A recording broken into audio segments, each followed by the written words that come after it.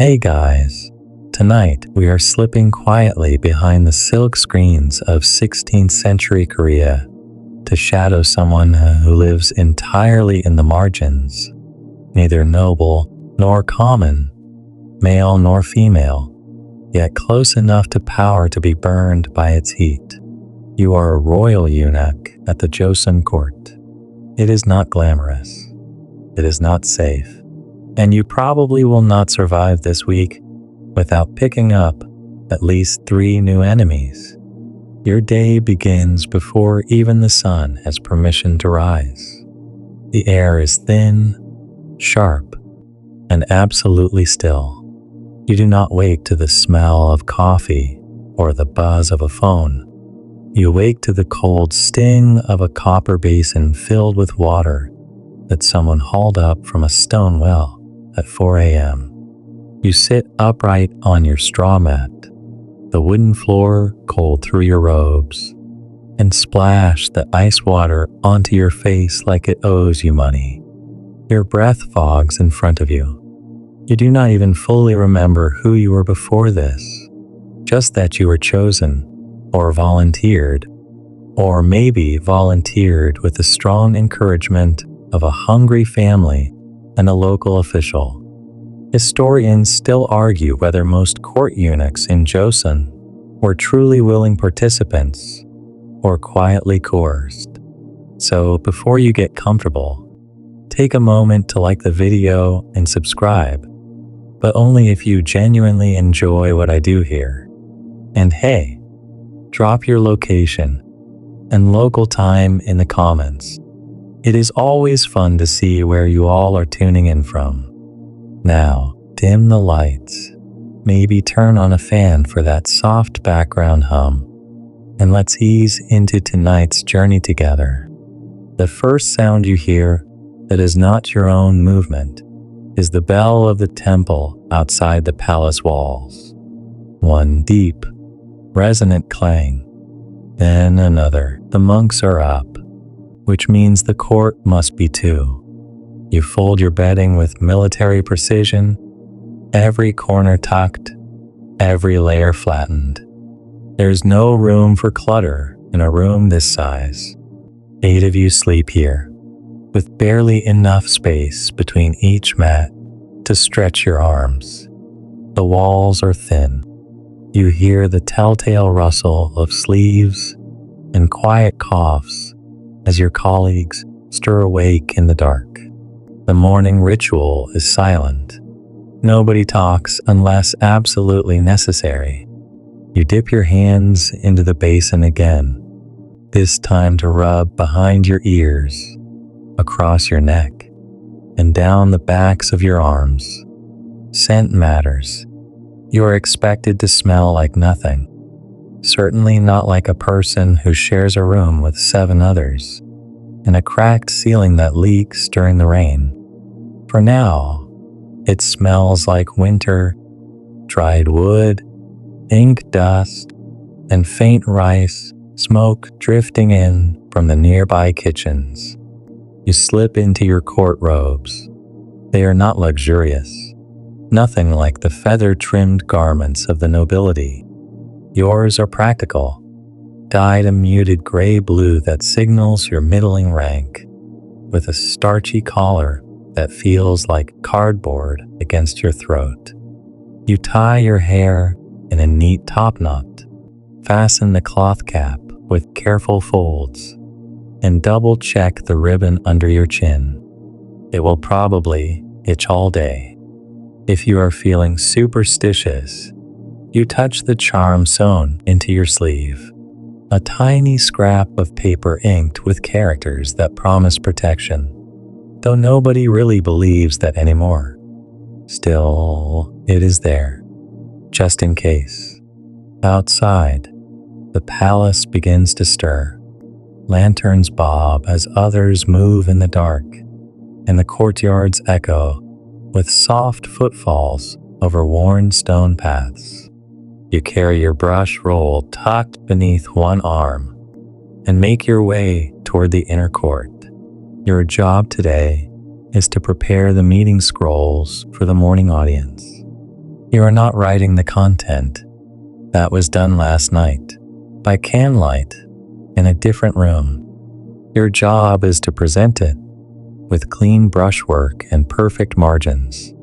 You pass by a senior eunuch, with half-white eyebrows, and the permanent expression of someone who knows which of your ancestors lied on your birth record. He says nothing, just a glance and a faint sniff.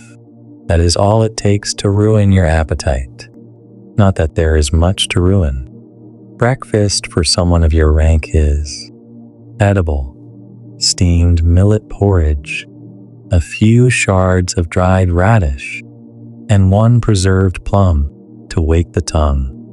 You eat in a narrow corridor, perched on a stool too small for adult legs. You are not allowed to join the scribes, and the kitchen staff avoids eye contact. It is part of the game. You are everywhere and nowhere. Quirky tidbit of the morning. One of your roommates swears he saw a palace cat wearing a silk ribbon around its neck, left there by a crown princess who has become obsessed with feline omens. Supposedly, the color of the ribbon changes daily. You store this useless gossip deep in your mental filing cabinet. It may become useful, or at least amusing, later. As the sun begins to creep above the stone wall of the eastern courtyard, you position yourself in a side chamber where the calligraphy tools are stored. Everything smells faintly of pine, soot, ink, and raw silk. You unroll the pre-written decree, snap the creases flat with the back of your knuckles, and begin warming the brush in your palm. The moment must look effortless, even though your fingers are numb and your stomach is already making polite complaints. Suddenly, a younger eunuch trips while rushing past the open door, his scroll case bouncing across the tiles. You do not laugh, but inside, you allow yourself a flicker of dark amusement. We have all been that guy. He mumbles an apology and scurries off, cheeks flushed. Another day, another humiliation. You finish the scroll prep just as the gongs begin to sound from the central courtyard. Ministers and scholars begin to arrive in a controlled trickle, robes rustling, mouths tight with the weight of unsaid things. You stay invisible, sliding out of the chamber like a shadow. Your part in the morning has only just begun, and already you feel the tight coil of tension building between your shoulders. You wonder if today will be quiet. Maybe, if you are lucky, you will make it until nightfall without being blamed for something, ignored by someone important, or ordered to deliver tea to a concubine who wants to practice her Mandarin on you just because she is bored. But luck is a rare currency here. And yours? Well, let us see how far it stretches. You step carefully across the frost-dusted stones. The palace still mostly cloaked in shadow. The sun has begun to melt the frost, but not fast enough for your thin slippers. Each step delivers a sharp, almost electric jolt up your ankles. You try not to wince. Eunuchs are supposed to glide, not hobble. That alone can be grounds for ridicule from your peers. And let us be honest, there is always a peer watching, even when you swear you are alone. You round the corner into the east wing and arrive at the eunuch's quarters, your official home. It is not much, really. A long, low hall divided into wooden cubicles by thin partitions. There are no doors, just sliding paper screens that creak even when you try to move them silently. 8 of you sleep in this room. Each of you has a straw mat, a folded blanket, and a wooden chest. That is it. No private keepsakes, no family portraits, no locked drawers. You have nothing to hide, because nothing is yours to hide. That said, there is a quiet competition over space. Who gets the mat furthest from the drafty doorway? Who tucks their chest in just the right angle to catch the morning light? Tiny victories. You manage to secure a middle spot, close enough to the brazier to keep your toes functional, far enough from the latrine bucket to avoid its charming bouquet. You sit back on your haunches for a moment and glance around. Ji-yeon is combing his hair, more vigorously than necessary, probably hoping his hairline looks thicker in front of the head chamberlain. Won is picking at a callus on his heel with a tiny shell shard, which is definitely not sanitary but oddly mesmerizing. You all live in too close quarters to keep secrets, but that does not mean anyone speaks freely. Words can travel in this place like rats, quick, clever, and prone to biting. There is a faint rustle at the lattice window. Someone outside slides a tiny packet through the slats. You snatch it up without a word and slip it under your sleeve. You will check it later when fewer eyes are lingering. For now, your mind must return to the business of appearances. Getting dressed is a ritual in itself. Each layer must fall correctly, or someone will notice. Your robes are dyed a dull ash gray, trimmed with dark blue at the cuffs and hem. Not exactly the sort of outfit that turns heads at a banquet. Still, it carries weight. Your color marks you as one of the mid-tier eunuchs, above the kitchen runners, below the record keepers.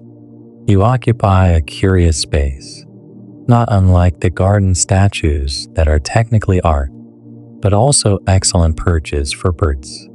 You unfold your samo, a black silk hat with thin curved wings that resemble a butterfly's antennae. Balancing it takes practice. The first time you wore one, it fell off mid-bow in front of a minister and bounced like a dead crow. You did not live that down for weeks. Next, you slip on your belt, narrow, dark, knotted twice in the front, and tuck your name tablet into its cloth pocket. That tablet contains your formal court name, your eunuch registration number, and a tiny ink seal of the palace registry. Lose it, and you might as well misplace your face. You once heard of a eunuch who lost his tag and had to stand outside in the snow until someone could verify he was not an imposter. A tiny part of you suspects that story is embroidered, but even so, the lesson sticks. You take a final look in the polished bronze mirror mounted near the door.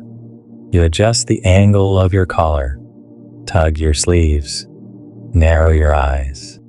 This version of you, tight-laced, impassive, perfectly correct, he is a uniform, a suit of armor made not of metal, but of patience, repetition, and self-control. There is a sharp knock at the wall. Report, someone says.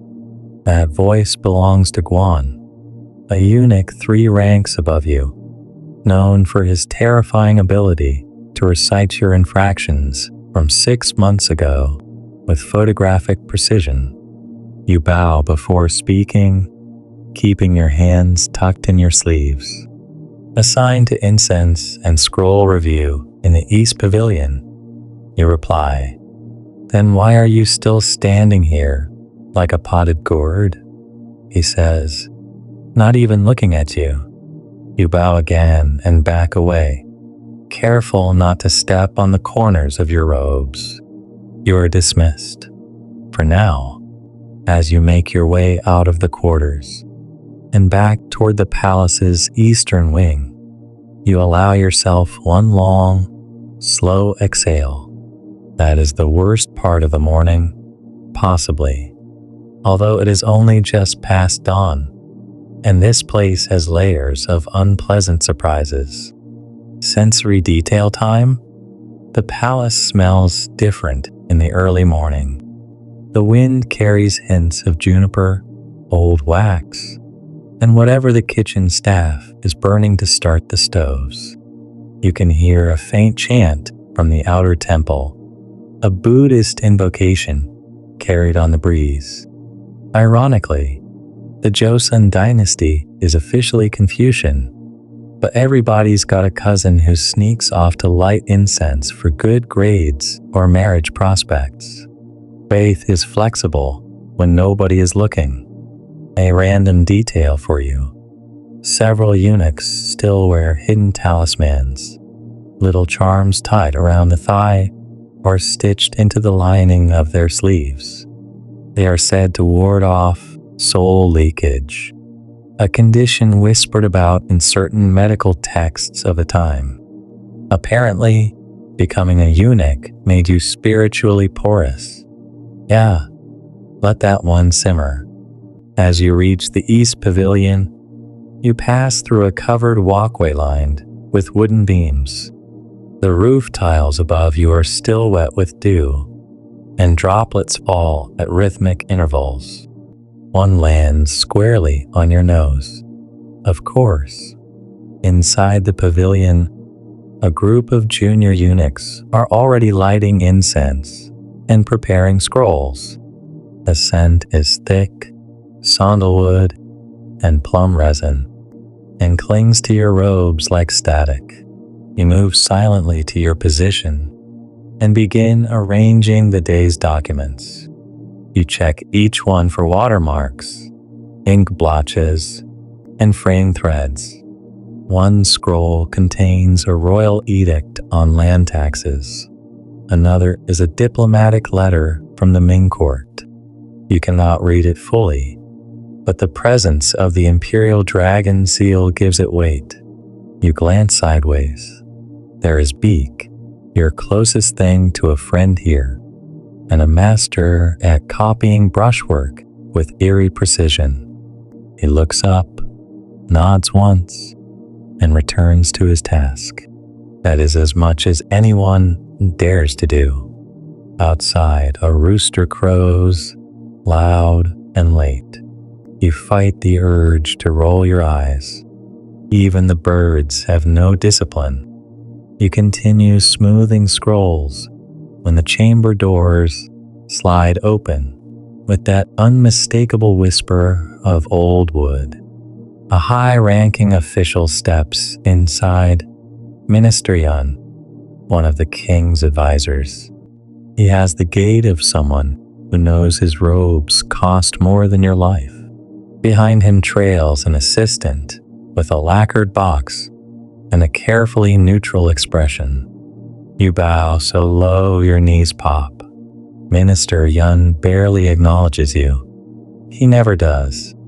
Eunuchs in his world are just conveniently mobile furniture with better handwriting. He moves to the center of the room, consults a senior eunuch about something you cannot quite hear, then nods once and leaves without so much as a word. The room exhales. You are holding your breath. Again.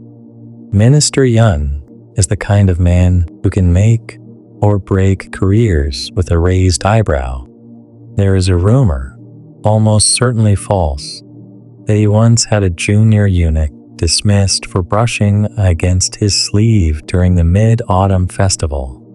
Historians still argue whether these dismissals were driven by protocol or personal vendettas dressed up as etiquette. Either way, the fear sticks. The sun has now fully climbed above the walls, casting pale golden light over the rooftops. You are summoned next to the archive annex. It sounds fancy, But really it is the part of the palace where scrolls go to die, edicts that are no longer relevant, letters never sent, family registries of concubines who fell out of favor. Thus central. You walk there in single file with 2 other eunuchs. You are not supposed to speak, but you steal a quick glance at the one in front, Sang-jin. He has the permanently pinched look of someone who dreams of someday pinching back. The third eunuch, Ho, is younger than both of you and moves with that frustratingly hopeful posture that suggests he still thinks he might rise through the ranks. Adorable. Inside the annex, the air is cooler. Dry paper smell, ink mold, cedar. A senior clerk waves vaguely in your direction and points toward a pile of scrolls. Rebind those. That is it. No further instructions. The palace runs on half sentences and vague gestures, and you are just expected to know what it all means. You settle down at a narrow wooden desk, roll out the first scroll, and begin the slow, precise work of rebinding. Thin glue, rice paper lining, twine. Every motion must be exact. Your hands are steady, but your mind wanders. You think of the message tucked in your sleeve from earlier this morning. You have not read it yet. You will need privacy for that. A small voice in your mind, one you try to ignore, whispers that it might be dangerous. Messages passed in secret in a place like this rarely mean something wholesome. You have heard of eunuchs who became informants, spies, lovers, traitors. The palace rewards obedience, but it worships secrets. You are about to start on the second scroll when the door slams open. A court runner rushes in, breathless. Inspection in 10 minutes, he shouts, then disappears again. Inspection. Fantastic. That means the Chamberlain's aides will arrive, poke around with gloved hands, and check everything from your robe folds to your breath. Last time, one eunuch failed to bow fast enough and spent 2 nights scrubbing the stone courtyard with a rice brush. You quickly tidy your station, adjust your posture, and try to remember if your collar is creased. Sang-jin mutters something about his belt not being off by a finger's width. Ho is shaking slightly. They arrive right on cue. 5 men, spotless robes, faces as expressive as marble. They fan out like theater critics at a school play. One leans over your shoulder, sniffing. Another lifts your scroll, frowns at the binding, then silently moves on. You try not to sweat. Fail. One of them taps your sleeve. Your hem is half an inch too long. You blink. That is not your robe. It was handed to you from the shared rack. But you bow and say, "I will correct it immediately." He says nothing, just turns and leaves. Once they are gone, Ho exhales loudly and immediately regrets it. Sang-jin raises an eyebrow and mouths, "Idiot." You return to the scrolls mechanically now. The joy, if there ever was any, is gone. But in a strange way, the predictability is soothing. You could probably rebind in your sleep at this point. Sometimes it feels like you are asleep. Time creeps forward. Bells ring in the distance. Lunch prep. Your stomach growls. But you are still not done. Just one more scroll, you think, and then maybe you can sneak out to the kitchens for a bowl of hot soup. You look down. The next scroll is different, thicker, heavier. bound in black silk instead of plain linen. You untie it with care. Inside, the writing is dense, the script cramped. It is an intelligence report, likely written for the Bureau of Inspectors. It lists the names of minor officials, possible foreign spies, and even a few palace maids. Your eyes flick down the list. One name jumps out. Yours. You freeze, stare at it, then blink rapidly, as if your mind is playing tricks. But there it is, your name. Next to it, possible connection to message passed during candle rounds. Monitor closely. You re-roll the scroll so fast the parchment creaks. Quirky detail of the day: the black silk used for scrolls like this comes from a rare breed of silkworm that was supposedly raised in total darkness. Whether that is true or not, nobody knows. But the silk does feel different, smoother, colder, like it remembers things it should not. You try to act normal. You finish the rebinding. You smile, though your jaw is tight. Someone is watching you. Someone has noticed the small packet of paper slid through your window. Lunch, when it comes, is no comfort. You sit on a low stool in a side alley behind the East Kitchens, sipping watery radish soup and chewing a wedge of barley cake so dry it could double as roof tile. You eat quickly, quietly, barely tasting. You have questions, but no safe way to ask them, and your heart will not stop its slow drumbeat of dread. You spend the next few hours pretending everything is fine. Head down, hands busy, expressions neutral. That is the golden rule of survival in the palace. Make your presence known only by your absence of air. But the scroll with your name on it, it does not fade. It hangs in your mind like incense smoke, twisting, curling. You replay the line. Possible connection to message passed during candle rounds. And you wonder, how many people have read it by now? Who wrote it? Why are they watching you? What did you do? The problem is, you do not know. You did receive a message, yes, but you did not ask for it, and you have not even read it. It is still hidden in your sleeve, a folded square that now feels as heavy as a roof tile. You wait until you are sent out on an errand, a routine trip to the Northern Archive to collect records of rice shipments from the southern provinces. It is the kind of thing that takes just long enough to pass for plausible privacy. You walk slowly through the winding corridors, the air thick with dust and late morning heat. When you reach the quietest corner of the archive, you slip behind a stack of old census records and finally slide the folded paper into your palm. It is plain, thin. You unfold it. Inside, the handwriting is neat, but unfamiliar. Third gate, after bell 6. Follow the lantern with no tassel. That is it. No name, no instructions, just that line.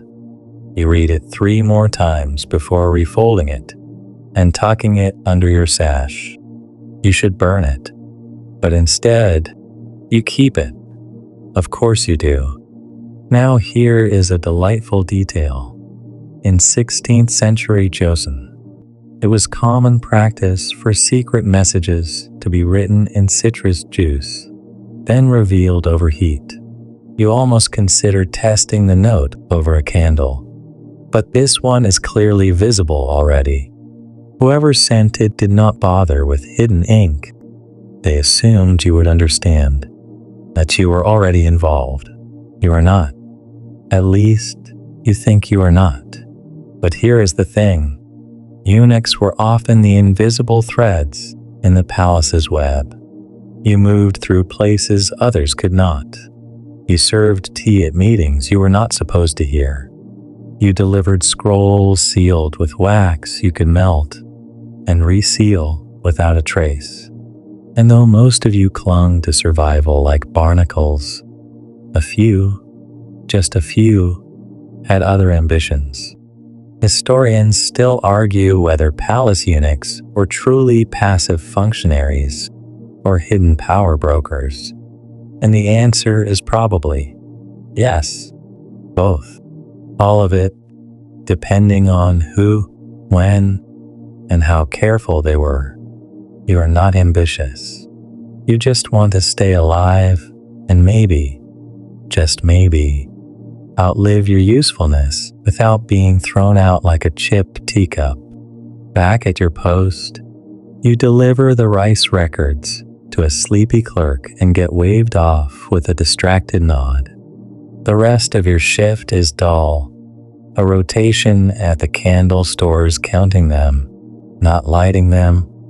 A brief check-in at the lantern shed, yes. Lanterns are real. Yes, they need dusting. And a long, quiet hour in the north corridor, sweeping dust that will be back tomorrow. As the sun begins to set, the air cools. Shadows lengthen. The golden light of late afternoon glazes the palace walls in a soft amber. You know what that means. Evening bell is coming. 6 bells mark the transition to night duties. After the 6th, most of the outer gates close for curfew. But the 3rd gate, the small one near the rear wall, is rarely guarded unless someone gave orders. And a lantern with no tassel? That is odd. Normally, lanterns used in official palace business have long silk tassels dyed with rank colors: red, blue, green. A plain lantern with no tassel is either broken or deliberately blank. You begin to make a plan, sort of, at least a mental outline. First, you need to find a way to be near the 3rd gate without raising suspicion. Second, you need to stay out of sight. Third, you need to decide whether you are really going to follow a stranger into the dark just because they had the confidence to hand you a mystery note. You are interrupted by a familiar voice, Beak. He appears beside you with the uncanny silence of someone trained to move like smoke. You all right? He asks casually, handing you a folded cloth to help with the sweeping. Of course, you reply, perhaps too quickly. He does not press, just leans against the wall, arms crossed. You ever think, he says after a pause, about what we would be doing if we had been born outside? You look at him. Not just a glance, really look. He rarely talks like this. Outside is a forbidden fantasy, not in law, just in spirit. The outside means fields, families, freedom, all things that do not apply to you anymore. I do not let myself think about that, you say. He nods. Quiet again. There is a long-standing superstition among court eunuchs that thinking too long about your past life invites bad spirits. You are not sure you believe in spirits, but there is something undeniably dangerous about hope. Too much of it, and you start to look upward. And in the palace, looking upward gets you noticed. And being noticed, well, you know how that ends. The bells begin to toll. 1, 2, 3. Each one is deep, resonant, slow enough for the sound to ripple across the palace courtyards. You excuse yourself and drift away before 4. No one stops you. You walk like you have a purpose, like someone expecting a delivery or reporting to a late assignment. By the time bell 6 rings, you are already near the rear wall. There it is. The third gate. Small, quiet, half hidden behind a spindly cherry tree whose blossoms are long gone. And yes, there is a lantern. It sways gently in the breeze. No tassel. You hesitate. This is the point of no return. You look around. No footsteps. No shouts. Just the creak of tree branches and the distant chatter of a night patrol. Then the lantern moves. Not wildly. Not hurried. Just drifts forward, as if carried by an invisible hand. It glides down the path toward the servant alleys.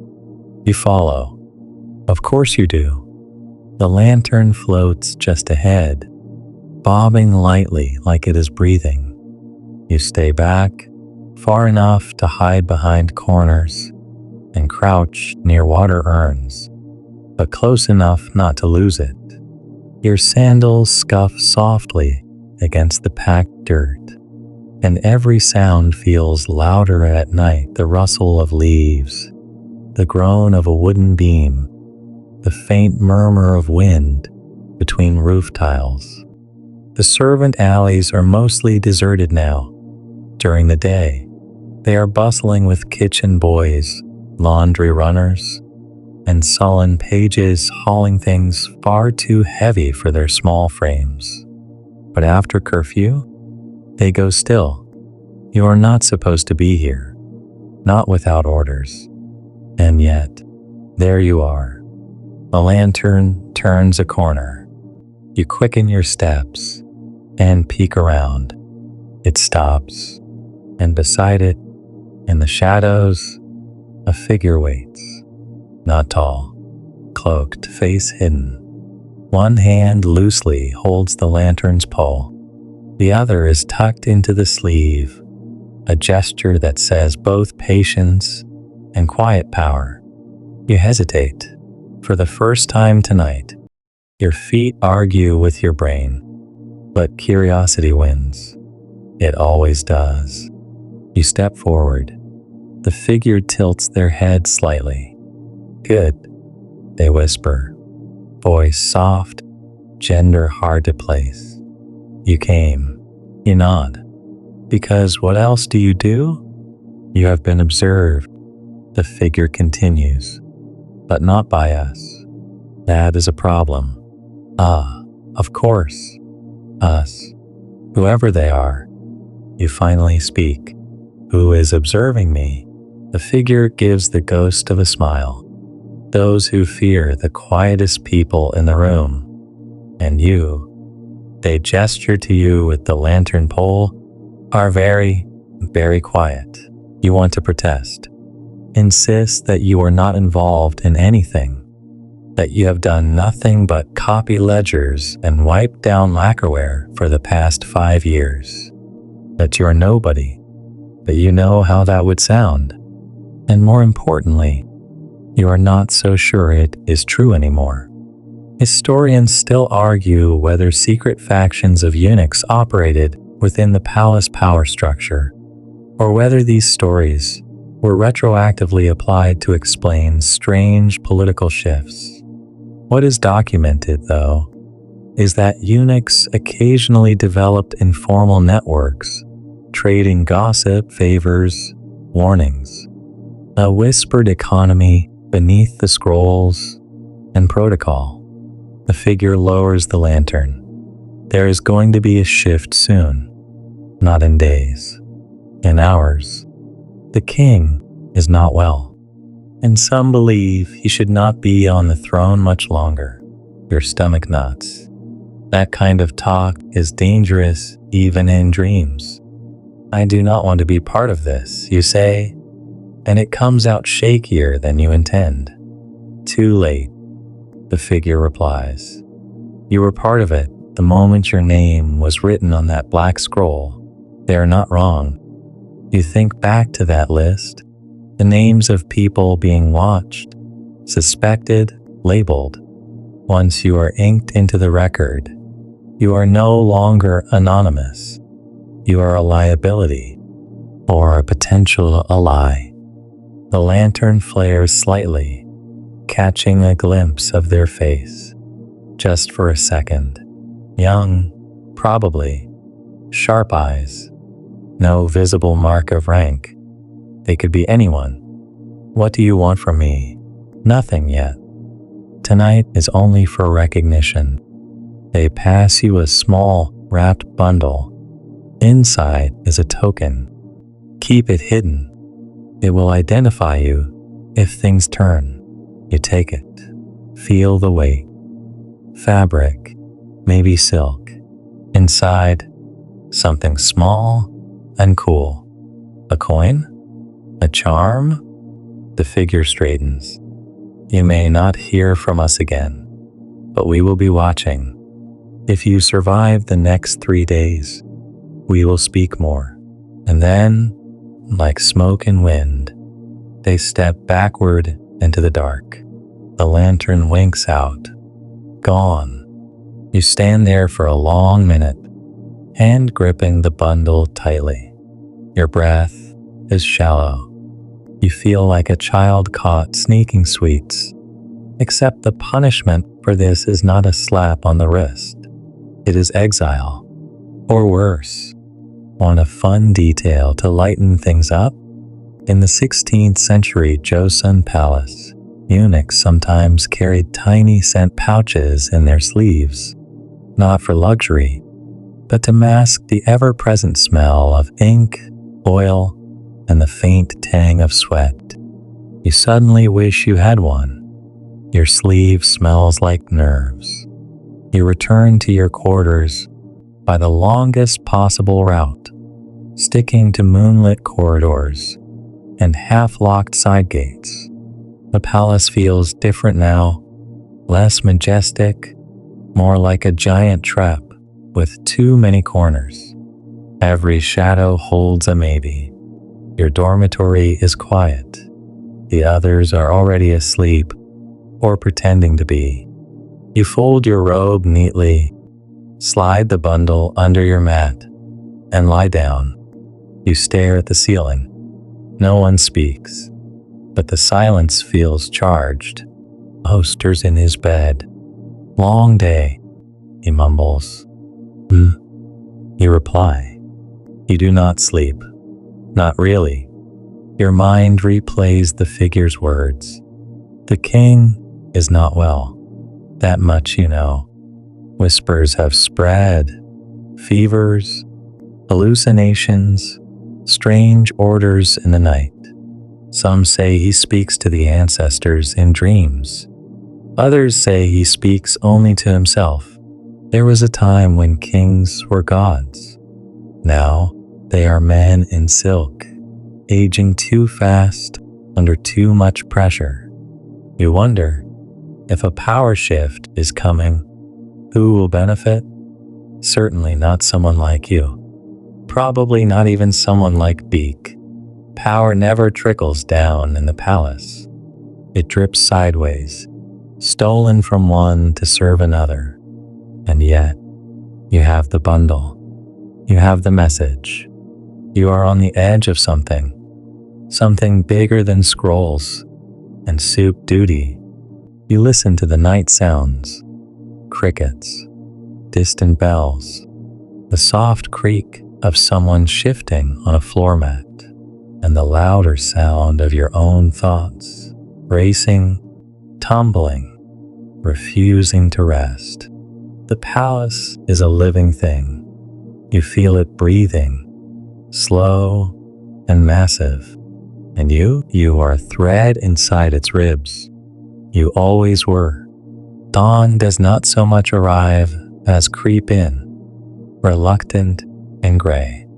You have not slept, your body knows it, and the floor mat knows it, and your eyes definitely know it.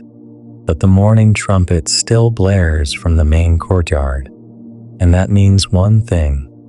Whatever secrets you hold, whatever fear churns in your gut, it is time to rise. You join the shuffling line of eunuchs heading to the washing station. The water is cold enough to jolt you back into the present. The metal basin hums slightly as you splash your face. Around you, the others go through the motions, rinsing, spitting, adjusting their top knots with sleepy indifference. You try to mimic that indifference, but your brain is still locked on the events of last night.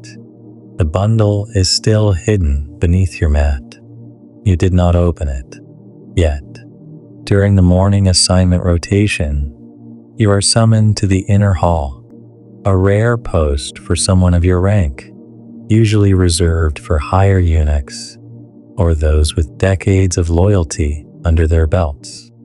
Your name is read aloud in that flat monotone that gives nothing away. Assigned to tea duty, inner hall, the inner hall, where the Queen Dowager resides. This is not routine. Your stomach flips as you follow the assigned path, escorted by a more senior eunuch who offers no conversation. You wonder again if this is connected. Is this promotion or punishment? The Queen Dowager is one of the most formidable presences in the palace. She is not the king's wife, but his mother, or rather, his stepmother, widely respected, often feared, and entirely immune to court gossip. She has outlived 2 kings and buried more than a few of her enemies along the way.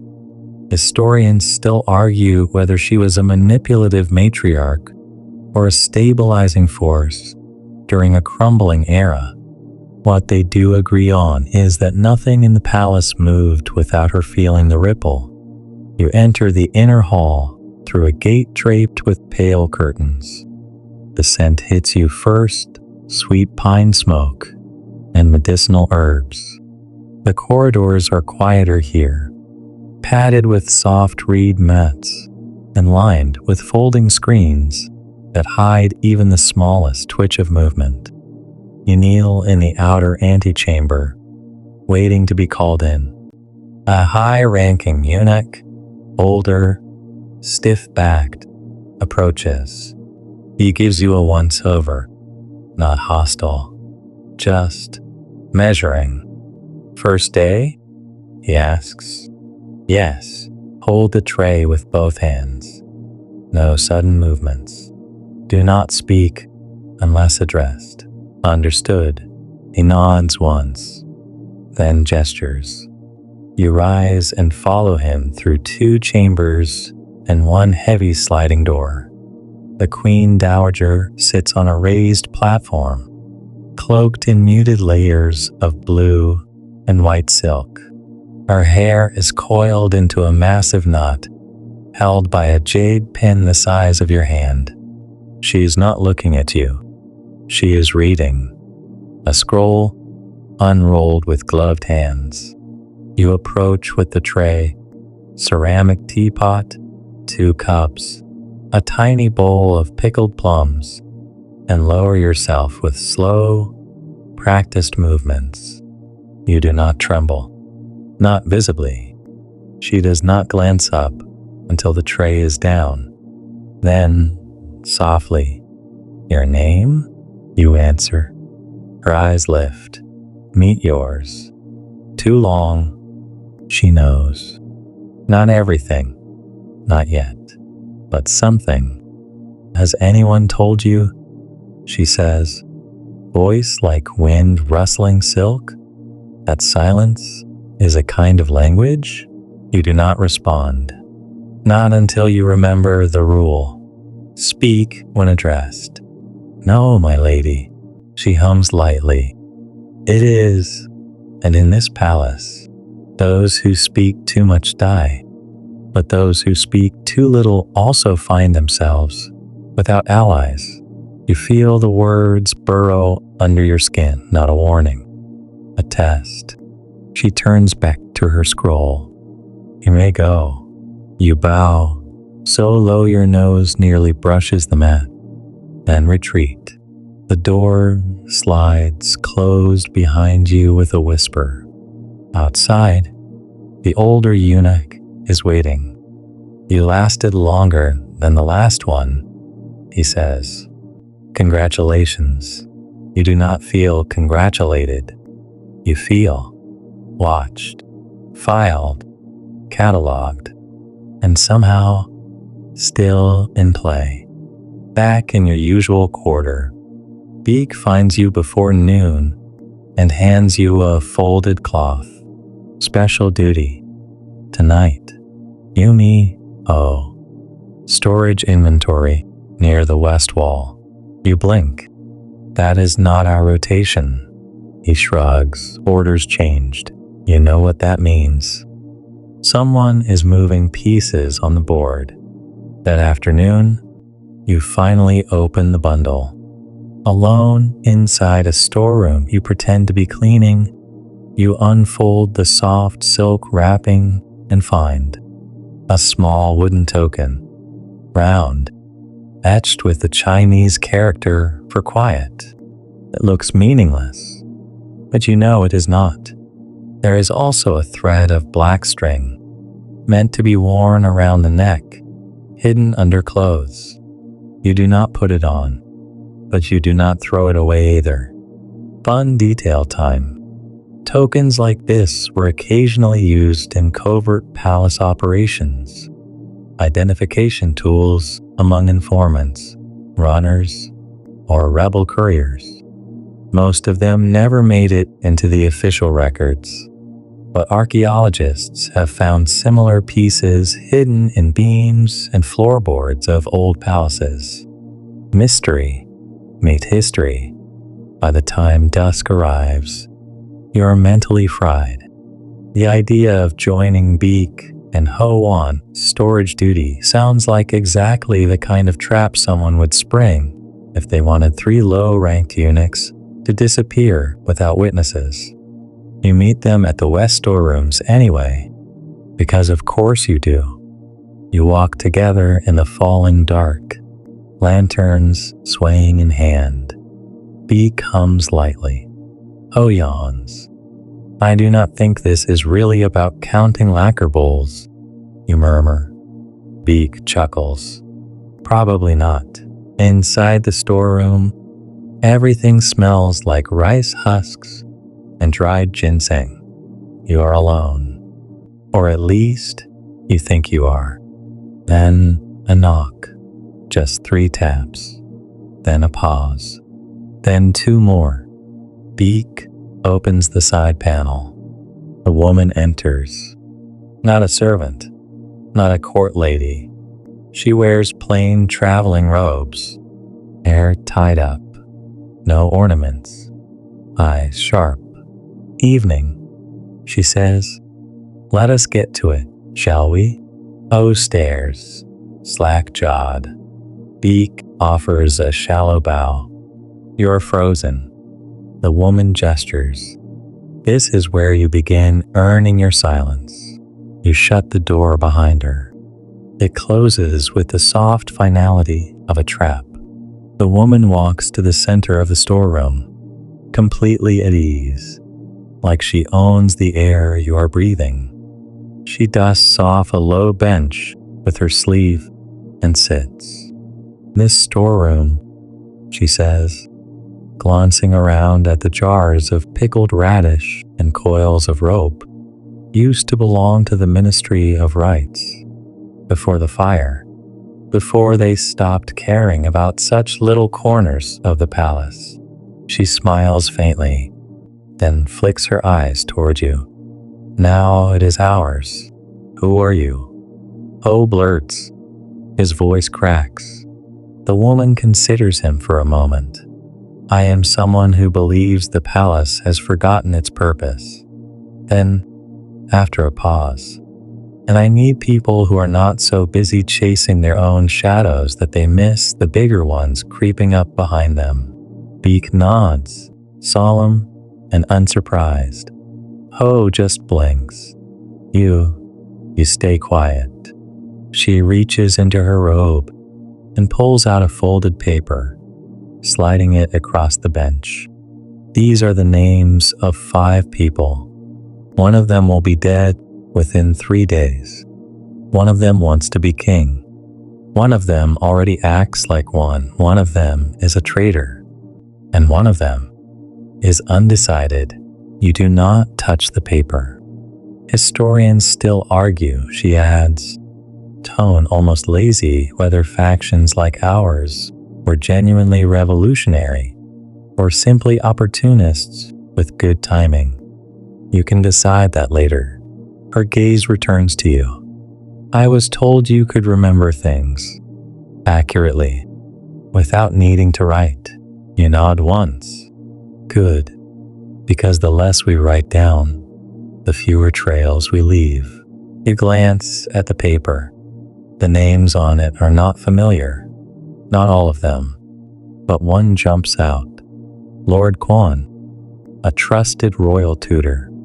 You copied one of his poetry manuscripts just last month. Terrible handwriting, flowery nonsense, but powerful, respected, too close to the throne. You know this list is real. The woman crosses her legs and continues. The king's health is failing. This is not rumor. His fever is constant. Some say his mind is fracturing. He is not fit to rule. And yet, no one dares move. The Queen Dowager keeps him sealed in ritual and incense, like it is enough to hide the truth. She looks at each of you in turn, so we are moving. Slowly, quietly. There are things we need. Schedules, gate rotations, the name of a merchant who has begun arriving at odd hours. Why us? O asks again, softer this time. Because no one notices eunuchs. They think you are ornaments, furniture. You listen, you observe, and no one ever suspects the furniture. She opens her hand. There, resting on her palm, are 3 more tokens, identical to the one you were given. Round, smooth, the character for quiet etched, deep, and precise. She gives one to each of you. Beak accepts his with something like reverence. Ho's hand trembles slightly. When it is your turn, she pauses. I know you have one already. Keep this as a spare, in case things get noisy. There is a moment then, still and suspended. You feel the weight of the token in your hand. You feel the weight of the evening, of every step that led here. You do not have to choose now, she says. But if you walk out of this room tonight and say nothing, then know this: silence is loyalty, and the palace eats the loyal first. With that, she stands, sweeps her robes into a neat fold, and disappears through the panel she entered from. The silence afterward is oddly loud. Beak exhales. Well, that was more interesting than lacquer bowls.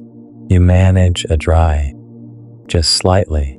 Oh, sits down hard. We're in trouble, aren't we? Beak shrugs. Only if we fail. You leave not long after, dispersing in different directions. No one speaks again that night. Not about what happened.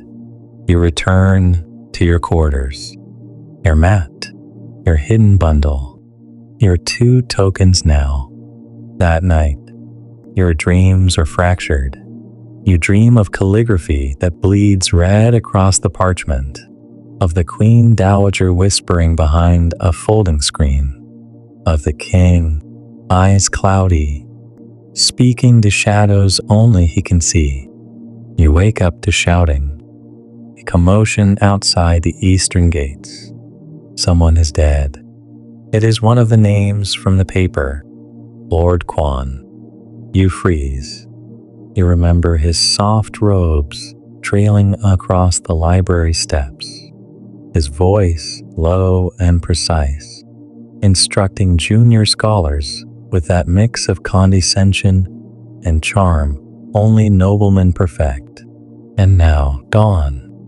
Poison, someone whispers near the laundry yard. Choked in his sleep, or strangled, another hisses.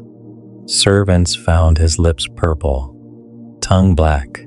Historians still debate the cause of Lord Quan's death. Some records cite illness. Others hint at foul play. The truth? Probably lost, like so many things, to royal discretion and selective silence. You know it was not illness. The palace spins slightly under your feet. You get assigned kitchen duty that morning. Slicing radishes for soup, cleaning fish with dull knives. The smell clings to your fingernails and your sleeves, and nothing about this day feels normal. Beak avoids your gaze. Ho keeps dropping things. Later, as you kneel in the hallway, waiting for the next order, a page from the Queen Dowager's residence passes you a folded note. No words, just the character for two. Your heart stutters. You remember the paper the woman showed you. 5 names. 1 down. The second? Already in motion. When? You feel the weight of both tokens in your sleeve and wonder if this palace has already decided your role. You are no longer invisible. You are a piece, and the game is moving faster. You are not supposed to run in the palace. It is unseemly, undignified, not to mention suspicious. But by mid-afternoon, as your sandals slap against the stone tiles behind the kitchens, your instincts override etiquette. You are not running from danger. You are running toward answers, or at least a better sense of what nightmare you have stepped into. Lord Quan is dead. The second name on that paper, whoever they are, might already be marked. You have no idea who it is, but someone does. Probably sitting right now in a cushioned chamber behind layers of silk screens, sipping ginseng tea and deciding the fate of the realm like it is a board game. You slow to a walk as you approach the laundry wing. There is always gossip there. Words float with the steam. Servants, unlike nobles, rarely care about discretion. You hover by a basin, pretending to fetch towels, dragged from the room by his own steward. Screaming like a madman, a washerwoman whispers to another, "Not the king? No, no. Minister, the inspector general himself, gone completely red in the face. Ministerio. You know that name. He was also on that paper. Which position? The undecided? The traitor? You cannot remember. Frustrating how the memory tricks you now. Maybe you only looked at it once, but it burned into your brain like ink on silk. Still, the image wavers when you try to call it up. Too many names. Too many secrets. By sundown, you are back in your quarters, chewing bland rice and glancing at the walls like they might whisper instructions. Beak sits across from you, quiet. Ho snores, half asleep already, one arm tucked under his head like a child. Beak leans forward. You got a message too? You nod. Just the number 2. Beak rubs the side of his nose. That is confirmation. Second name's in play. You whisper, "How do we know we are not being watched?" He chuckles softly. "We are. Always. The only question is by whom. Later that night, your assignment is changed again. You are pulled from hallway patrol and sent to a side chamber near the royal apothecary, supposedly to assist with record keeping. There is no desk, no inkstone, just a stool and a single window overlooking the northern pond. You sit there for hours. At first, nothing happens. Then, a flicker. A figure in white robes walks briskly across the courtyard, far below. You barely catch the face before the figure vanishes beneath the archway. Minister Yo. He does not look insane. He looks determined, carrying something wrapped in oilcloth, head high. He is not being dragged. He is moving with purpose. Interesting. You record the time in your head. 4th night watch. A bit past midnight. Moon faint behind cloud. If this is how the game works, then you just earned another move. Quirky historical side note. Many Joseon ministers used private herbal recipes passed down through family lines, often bypassing royal physicians. These concoctions were believed to restore memory, calm nerves, even extend life. But they were also a convenient delivery system for poison, especially if you happen to brew your own. Back in your room, you unwrap the token again. Still there, still quiet. You think about what the woman said. This is where you begin earning your silence. Does that mean silence is currency now? Or a trap? The next day is tense from start to finish. The palace air is thick with something: fear, suspicion, maybe the ghost of Lord Kwan's last breath. The Queen Dowager has not appeared publicly. The king remains out of sight. During a quick detour to the laundry courtyard, you catch part of a conversation between two old eunuchs playing a game of stones. His Majesty will not last the month, one whisper of succession, and they will eat each other alive. They already are.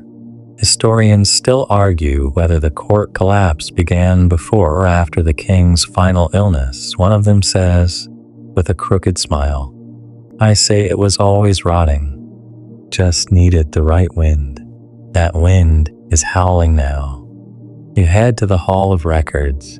By mid-afternoon, you have been asked very specifically to review storage logs for ceremonial robes.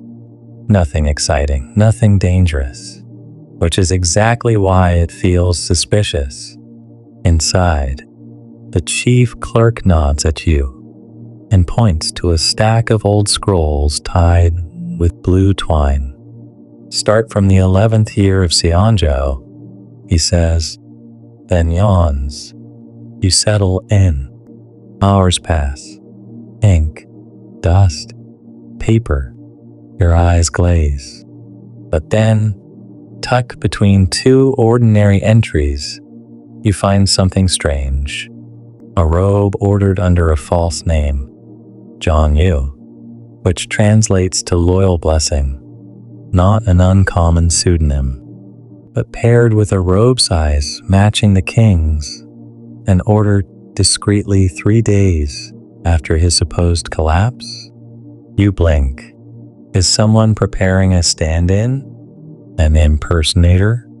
The idea is absurd, ridiculous, and yet plausible.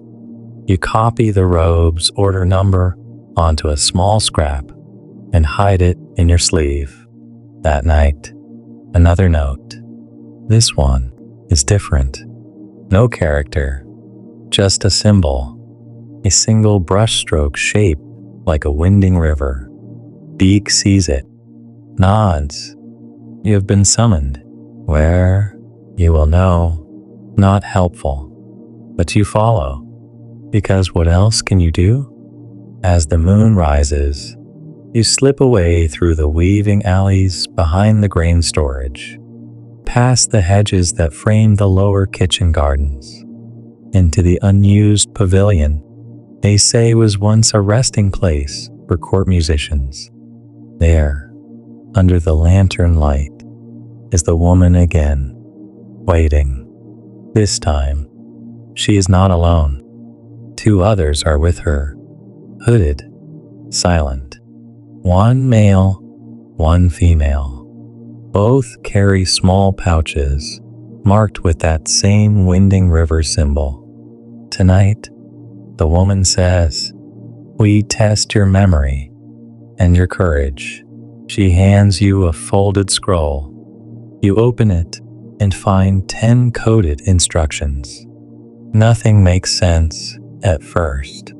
Then she adds, "Deliver these to the correct locations, but say nothing to anyone." She turns. "They will know you by the token around your neck." You touch the token beneath your robe. Cold, heavy. One of the hooded figures speaks, and if he is stopped, the woman smiles. "He will not be, or he will not return." Beak's voice echoes in your head. "Only if we fail." You accept the scroll. You walk into the dark. Your first delivery is to the lamp maker's quarters. You knock once, wait, then slip the folded paper into a box marked with red chalk. The second goes into a hollow wall behind the incense burners in the meditation hall. The third, behind a loose tile in the Watergate's inspection alcove. Each drop is swifter than the last. By the time you return to the pavilion, the scroll is gone from your hands. Your feet are sore. Your heart is oddly steady. The woman is waiting again. You say nothing. She studies your face. Then she says the first kind thing she has ever said to you. "Well done." You do not know what that means, but it is enough to let you sleep for one night. The following morning, the palace is awake before the sun. You are shaken from your dreams by the drums of the 5th watch. Something is wrong again. The rhythm is off. Too urgent. Too many beats. You blink the sleep from your eyes and slip into your robes in one fluid motion. A habit now. These days, you sleep like a soldier, if you sleep at all. Outside, the corridors are filled with a low buzz. Eunuchs murmuring, court ladies walking faster than usual, ministers' aides slipping through doors with their heads down and their shoulders high. And then you hear it. Minister yell, arrested, dragged out in chains. No one says why, but you know. You remember the robe order, the secret ingredient in the medicinal tea, the whisper from the laundry basin. Maybe it was poison, maybe it was treason, maybe just a mistake too close to the throne. Historians still argue whether Yeo's fall was orchestrated by the royal family or the hidden hand of palace factions. Some records say he planned to replace the king with a puppet heir. Others claim he simply knew too much, too soon. You only know that he was on the list, and now he is gone. That makes 2 out of 5. You are not told what to do next, but that seems to be the pattern. The silence after a thunderclap, the calm before another crack splits the sky. Beak finds you in the eastern corridor near the royal baths. He says nothing, just walks beside you for a while, pretending to inspect a set of ceiling tiles for signs of rat damage. The court has a serious rat problem lately, especially around the kitchens. Finally, he mutters, next drop will be harder. You glance at him. Where? Queen Dowager's residence. You stop walking. Are you insane? Apparently, he mutters, then adds, but they picked you, not me. You spend the rest of the afternoon preparing. You clean the ash stains from your sleeves. You re-ink your writing brush. You even comb your hair twice, which is saying something. The Queen Dowager's compound is the most heavily guarded area in the inner court. Layers of courtyards, gates, personal attendants, tiger guards. Yes, that is a real thing. And paranoid silence wrapped around a woman who might still be the most powerful mind in the realm. Your cover is simple. You are delivering a list of ceremonial textiles for the upcoming ancestral rites. Something real enough to pass a glance, boring enough to slip beneath notice. As you pass through the first gate, you feel the stares, not from the guards, from the walls themselves. The Queen's household is like a mouth that has learned to smile without ever showing its teeth. Inside, everything smells like dried chrysanthemums. Your guide, a court lady with silver threaded sleeves, leads you to a side chamber. This is where you will wait, she says, before vanishing into another doorway. You sit, alone.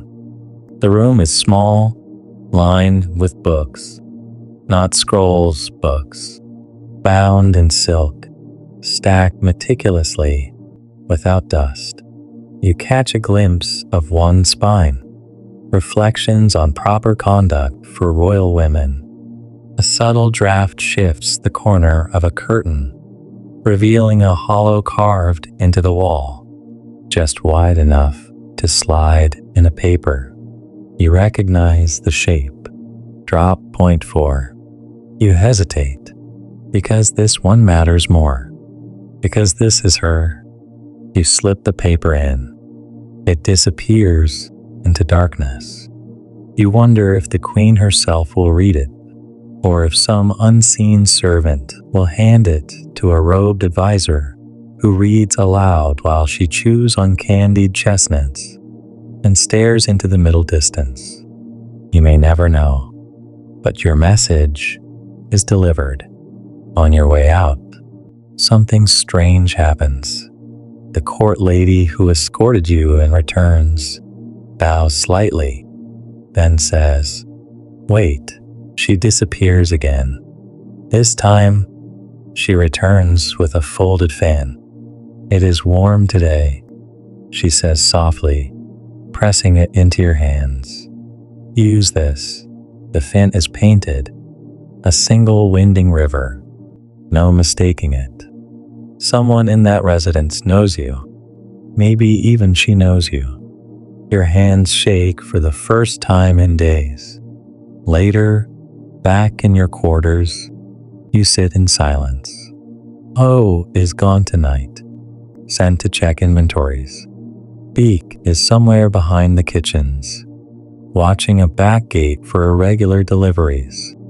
You are alone, and you cannot stop thinking about that fan. Why give it to you? A message?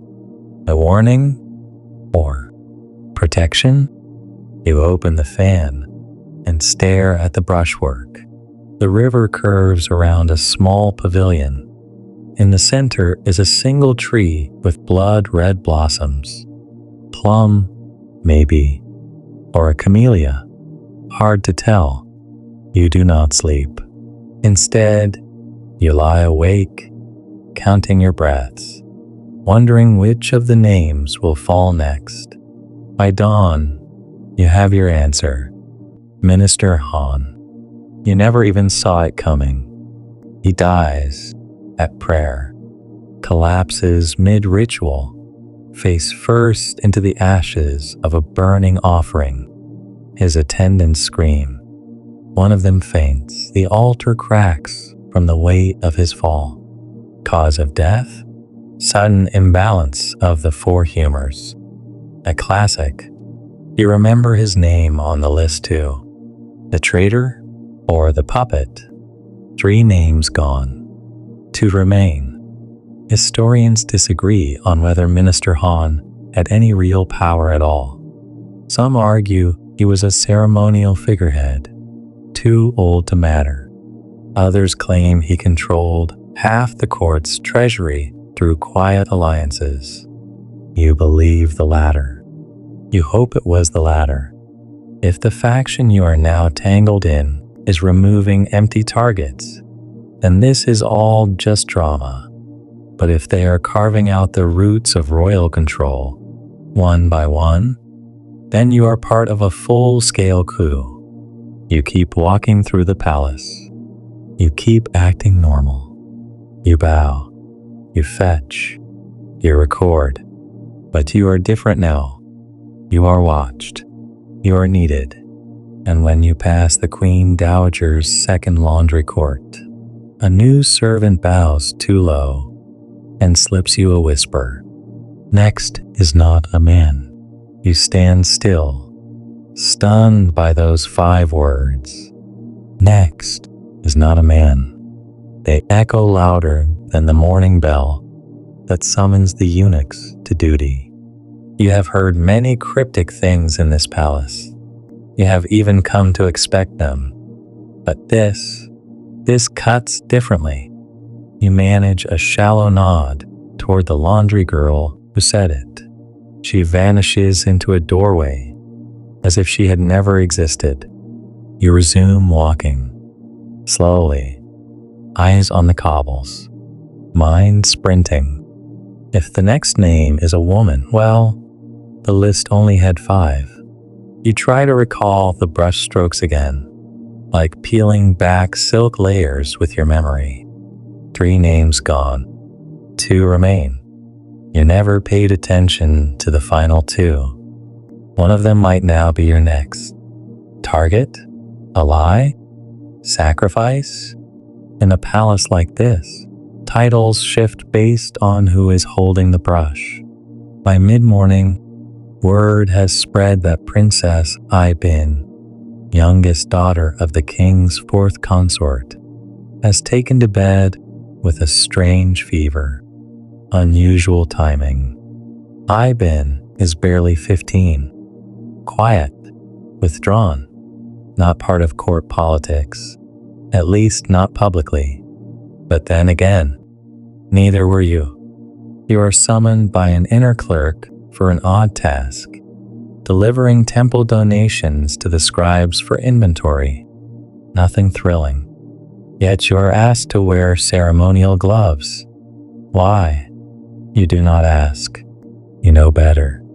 Inside the scribe's office, as you hand over the bundles of coin and incense resin, a small envelope is slipped beneath your palm. No eye contact, just the barest flicker of motion. You conceal it instantly. Back in the shadows of the corridor, you unfold the note. It reads, Camellia bleeds. The bell must not toll. No name, no seal, no signature. Cryptic even by palace standards.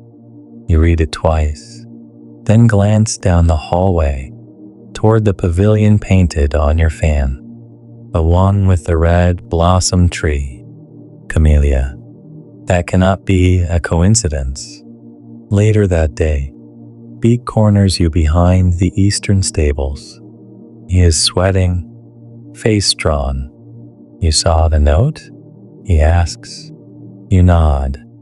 Then we have less time than I thought. What does it mean? You whisper. He leans close. It means someone just tried to kill Ai-bin, and someone else stopped it. You freeze. You mean she was not sick? She was poisoned. Mildly enough to raise alarm, not kill. Whoever did it wanted attention drawn. You feel like your blood is vibrating. Was she one of the names? No, Beak mutters. She is the daughter of one. You stare at him. He nods. Yes, the mother. Now it makes sense. Ibin's mother, Consort Zheng, was always discreet, rarely visible, but quietly influential, known for her love of art, calligraphy, and above all, silence. Historians still argue whether Consort Zheng ever directly interfered in politics or simply whispered into the right ears. What is certain is that after the king's collapse, her chambers saw more late-night visits than anyone else's: ministers, guards, scribes, even foreign envoys. You now suspect she is one of the two remaining names. And that message about the bell? That refers to the royal morning ritual bell, rung when death is formally declared in the royal court. If it tolls, someone has died, someone important. The bell must not toll. That is not just a warning. It is a command. The next morning, you receive a strange delivery. A bundle of mint leaves, a sealed ink bottle, and a mirror polished so finely you can see your breath cloud on its surface. None of these things were meant for you, yet they arrive with your name. You wait until nightfall, in the privacy of your quarters, with Ho conveniently sent to fetch candles. You examine the mirror again. Then you notice it. The back, tiny etched letters, barely visible. They spell, "Reflection reveals what eyes miss." You hold it up. You angle it just so, toward your fan. And there, beneath the camellia blossoms, a hidden line of ink shimmers in the moonlight, invisible before, now undeniable. A new name, written in the faintest brushstroke, Consort Zheng. There is no longer any doubt. The message is clear. She is next. But here is the twist. Your next assignment is to deliver not a letter, but a vial, sealed with wax. No label, just a paper tag with the character for truth. You know what it is. You also know what it might be. You ask Beak directly, "If I give this to her," he answers before you finish, "She will live, or she will vanish." What is in it? He shrugs. Historians still argue. He is not joking. Poison? Antidote? Memory elixir? Truth serum? Something so old that even its purpose has become a myth passed between courtiers who speak in riddles and die too young. You take the vial. At moonrise, you approach Consort Zheng's residence through the lower corridor. You show the fan to the guard. He looks once, then steps aside. Inside, everything smells like sandalwood and quiet rebellion. She is waiting, not lying down, not pretending to be ill. She is painting, on silk, red blossoms, exactly like the fan. She does not look surprised to see you. You bow low. She does not speak, but her hand reaches out. You place the vial in her palm. She nods. "Go," she says. You obey. No ceremony, no whispered plan, just a transfer, as if she has done this before, as if she knows her role in this play. You exit. As you walk through the archway, back into the cold night air, you hear it. A bell, one single chime, but not the bell, just a small one, hanging by the garden, swaying in the breeze. It tolls once, and stops. You exhale. Maybe she took it. Maybe she did not. But you know this. You did what you were told. And in this palace, that is how people survive. The morning after the vile delivery arrives gently, as if the palace itself is holding its breath. There is no bell from the ancestral court, no sudden morning robe appearances, no kitchen rushes to prepare funeral offerings, which can only mean one thing. Consort Zhang is still alive, or, if you were thinking like Beak, still useful. You allow yourself a moment of quiet relief as you step into the warming sunlight of the eastern courtyard. The birds are singing again. The air smells like roasted barley, but you do not relax. That is not something you are allowed to do anymore. As you pass the lotus pond, you catch the reflection of Ho in the water before you hear him.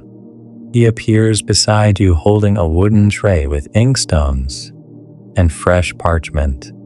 Calligraphy practice, he announces, as if this is the most exciting event on earth.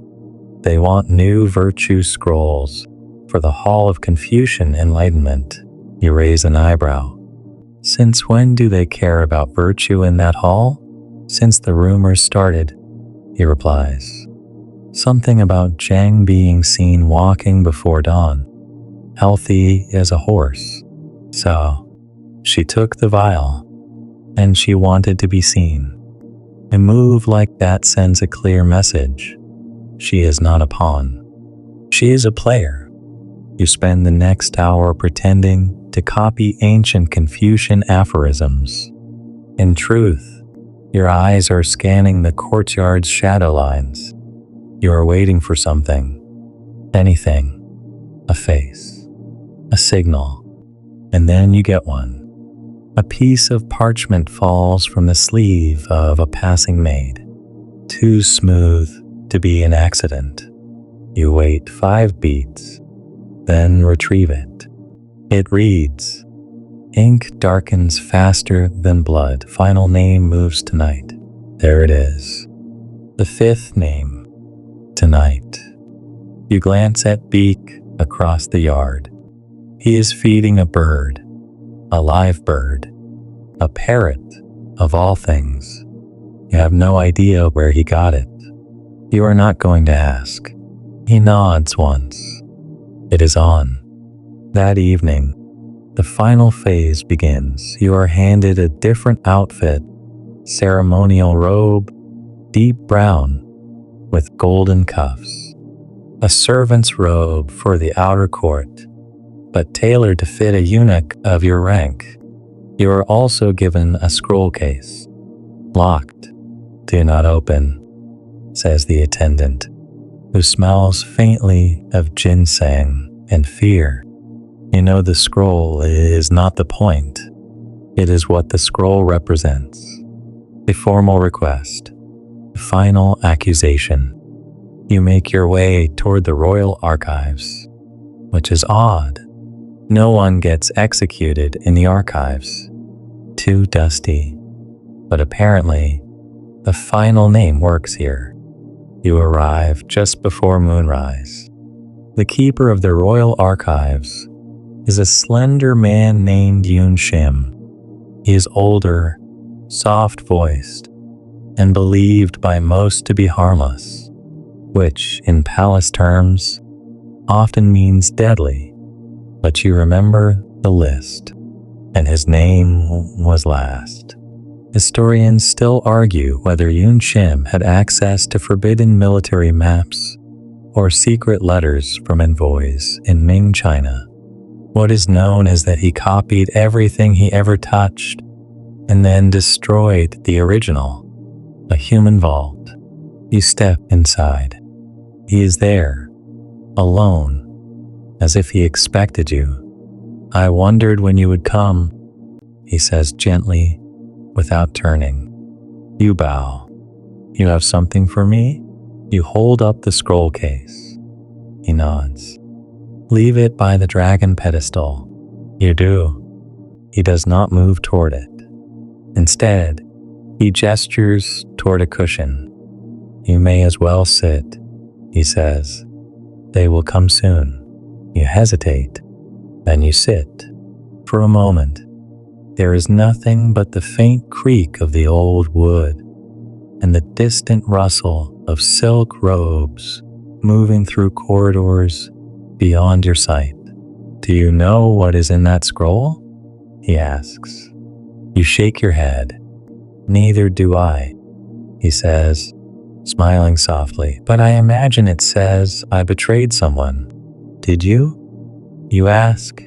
I preserve too much, he replies. Truth, they say, should be light. I made it heavy. You do not know how to respond. So you say nothing. I could run, he muses. There are tunnels. Always have been. You blink. Tunnels? Oh yes, he grins. This palace was built on escape routes. Layers of them, built by kings who trusted no one and emperors who trusted even less. He rises then, slowly, not to flee, just to light a lantern.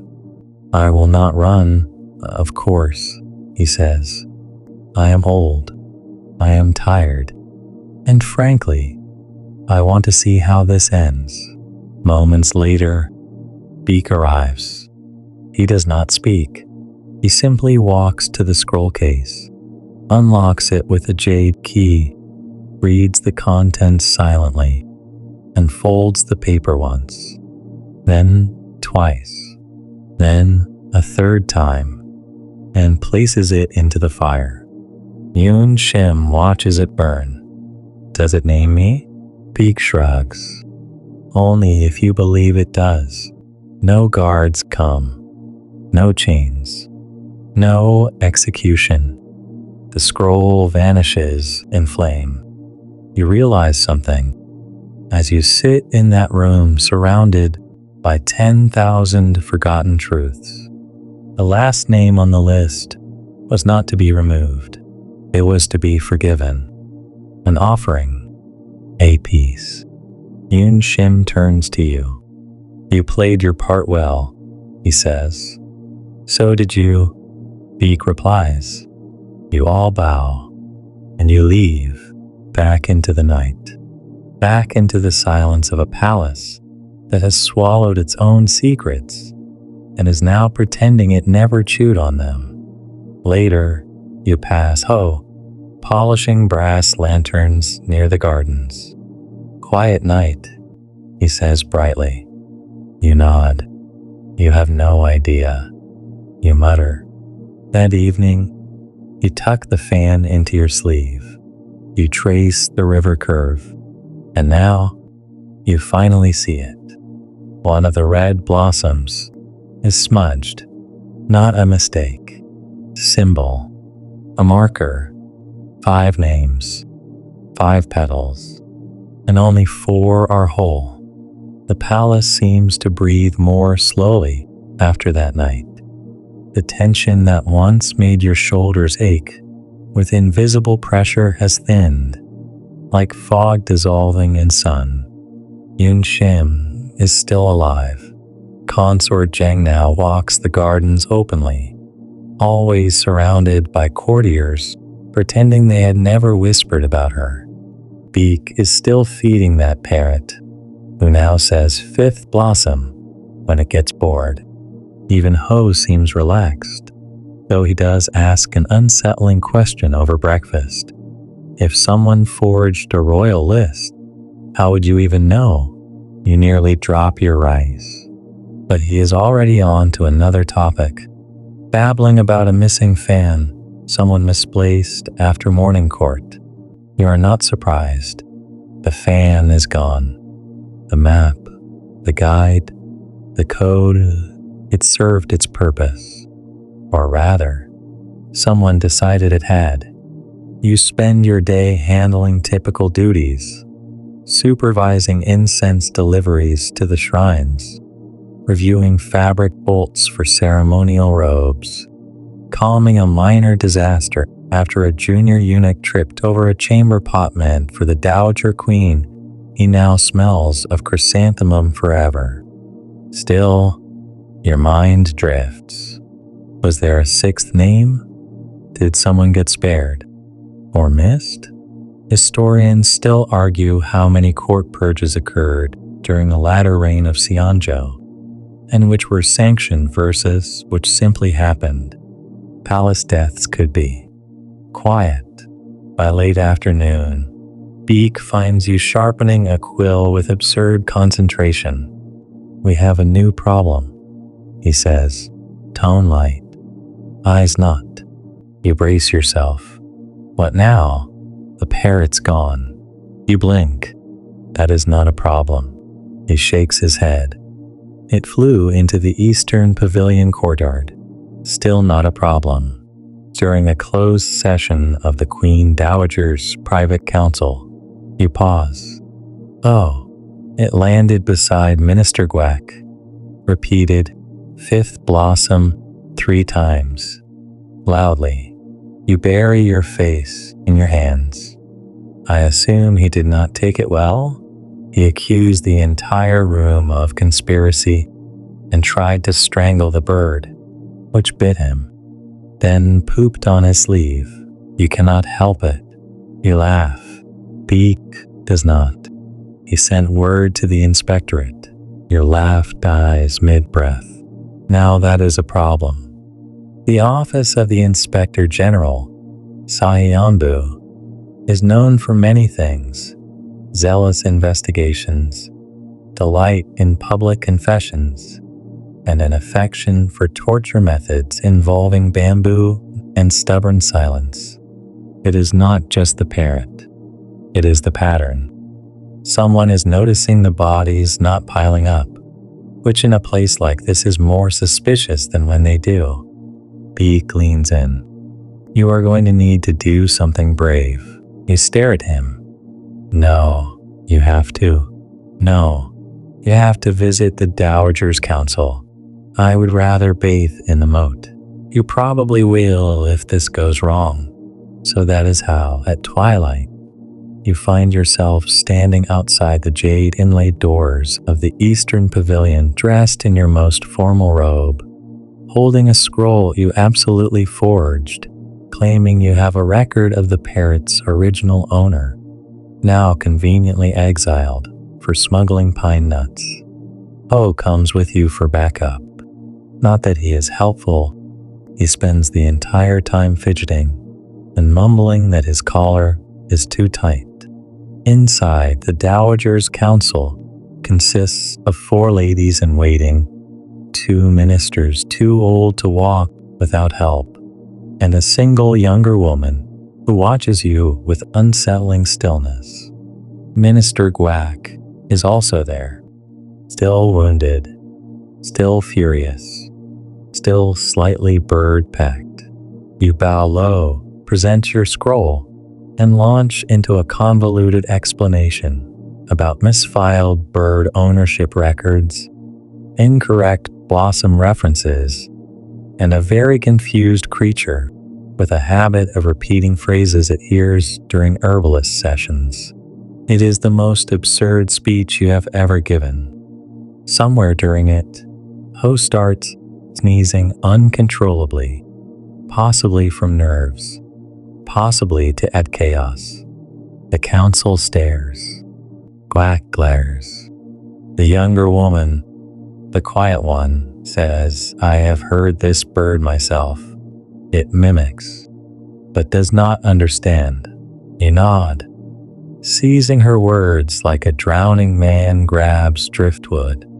Exactly, it is nonsense. Fragments. The bird has no message. Then why do you look so nervous? She asks. You smile too quickly. Because your council chamber is very intimidating. There is a long silence. Then the Dowager herself chuckles. You nearly fall over in relief. The matter is dropped, officially. Unofficially, you are told not to allow any more creatures, feathered or otherwise, into council sessions. You are halfway back to your quarters when Beak pulls you into a linen closet. Did you notice her? He asks. The one who spoke? You nod. Yes. She was too young to be on the council. She never introduced herself. She wore no rings. Beak looks grim.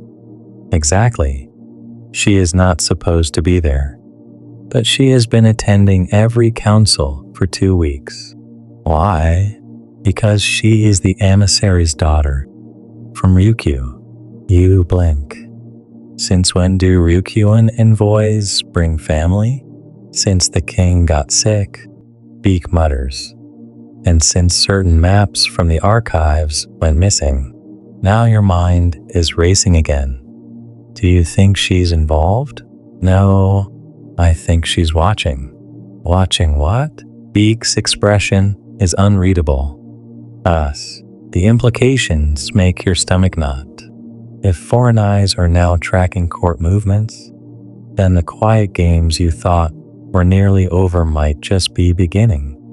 That night, back in your quarters, you find something on your pillow. Not a scroll, not a vial. Single red blossom, pressed flat, its 5th petal torn clean off. You stare at the blossom long enough for your tea to go cold. Pressed, delicate, and perfectly placed.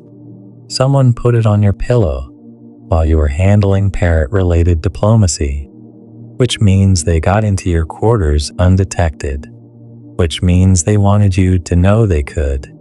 The missing 5th petal is the message, and you do not need Beak or a cipher scroll to understand it.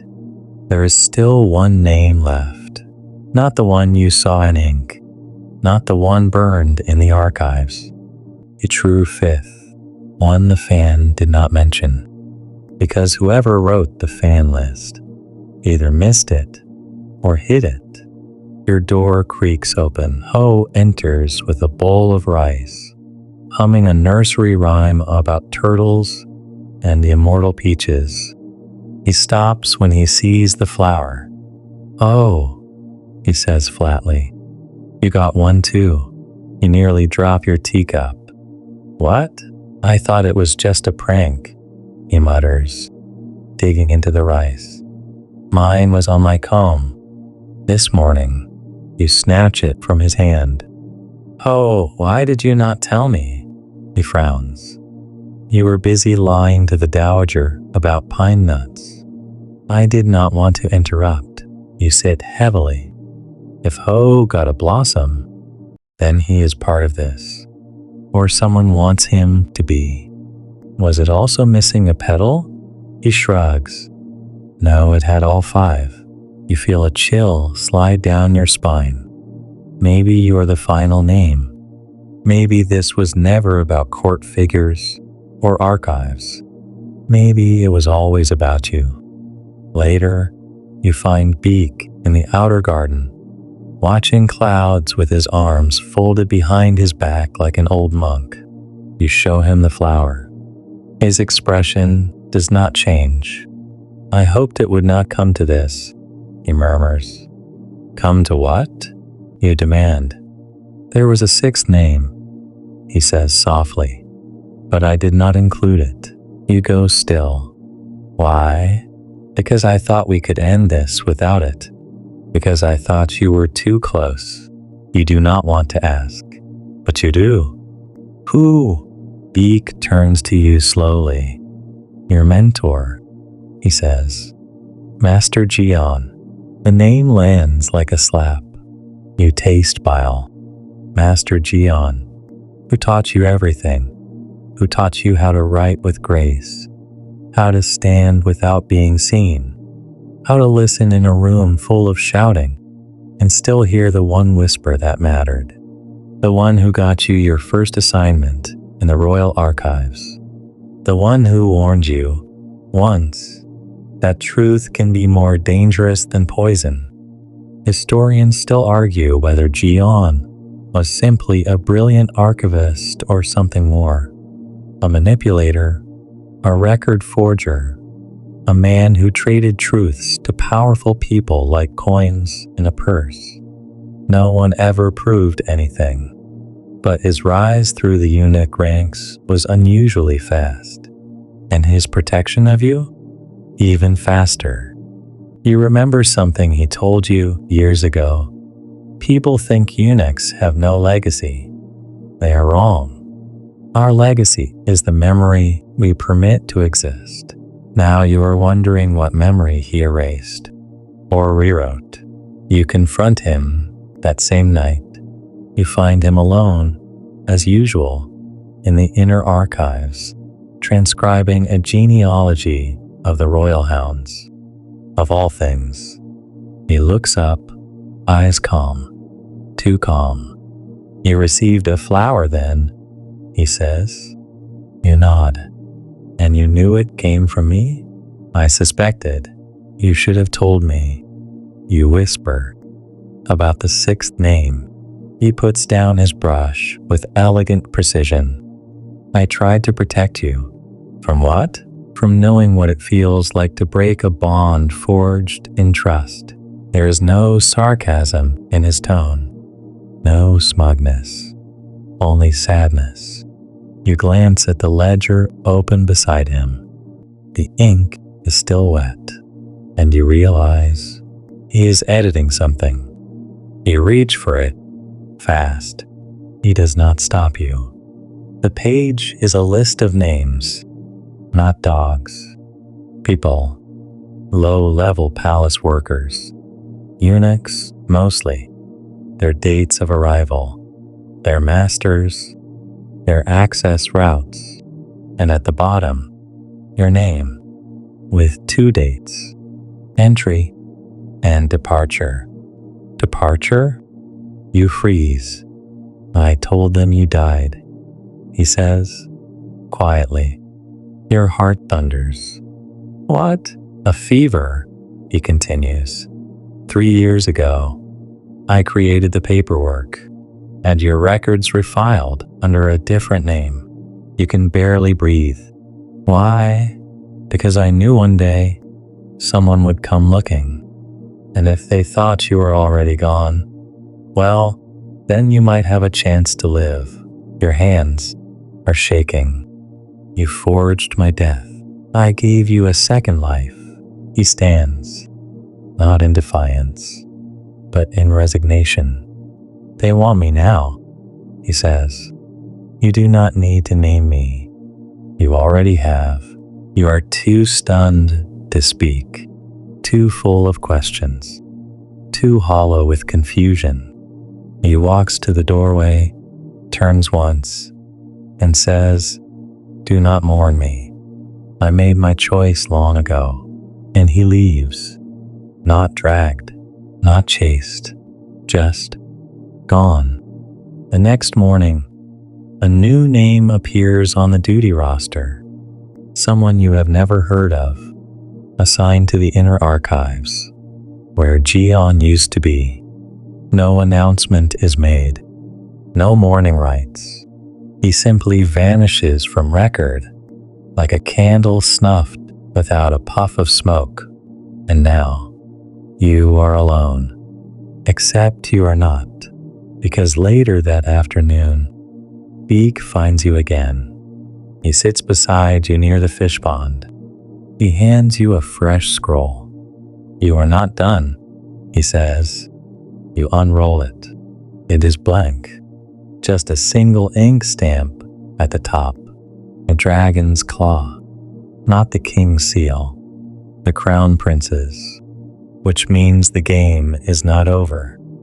It is evolving. You unroll the scroll again, hoping something has changed.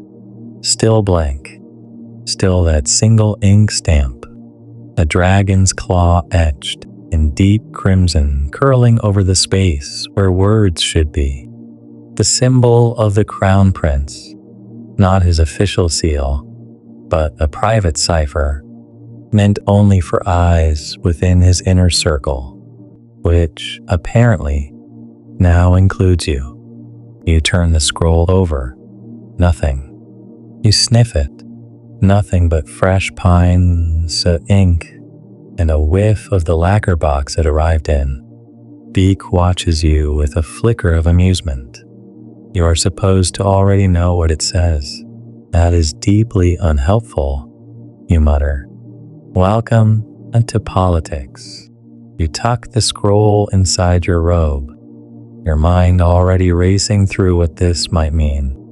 The crown prince, rumored to be frail, rarely seen outside his wing, has been silent through all this, while purges burned through the ranks, while eunuchs vanished, while secret fans and dead parrots dictated the balance of power. He said nothing. Now he has spoken, in silence. Historians still argue whether Crown Prince Gwanghae truly controlled the court from the shadows before his formal rise, or if his loyalists merely claimed so after the fact. Either way, his influence was real, and if he has reached out now, it means he believes you matter, and that makes you a target.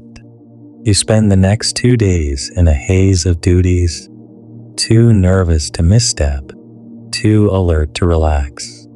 Everything seems laced with meaning now, the way a rice steward bows, the pattern of bells chiming in the outer cloister, even the calligraphy etched on a ceremonial jar for the queen's tea. You find yourself scanning for codes in everything, and then, just when you are ready to dismiss the scroll as some political trap, a boy appears. You are cataloging inkstones behind the western wing when you hear soft coughing behind you.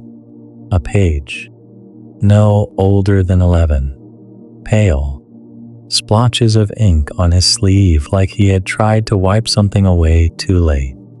He holds out a folded strip of silk, says nothing, runs. On it, written in rushed but beautiful brushwork, 5 words. Midnight Lotus Gate. Come alone. This is fine. Completely fine. Absolutely the sort of note you want to receive during a time of escalating court paranoia and parrot-induced interrogations. Still, of course, you go, because that is who you are now, the person who shows up at midnight with no backup and probably too much curiosity for survival. The Lotus Gate is mostly ornamental, one of the dozen that ring the outer palace, but rarely used, its stone arch twisted by time and moss, the carved reliefs of peonies and turtles worn smooth by wind. You wait. The moon is full. The air smells like cold iron and magnolia.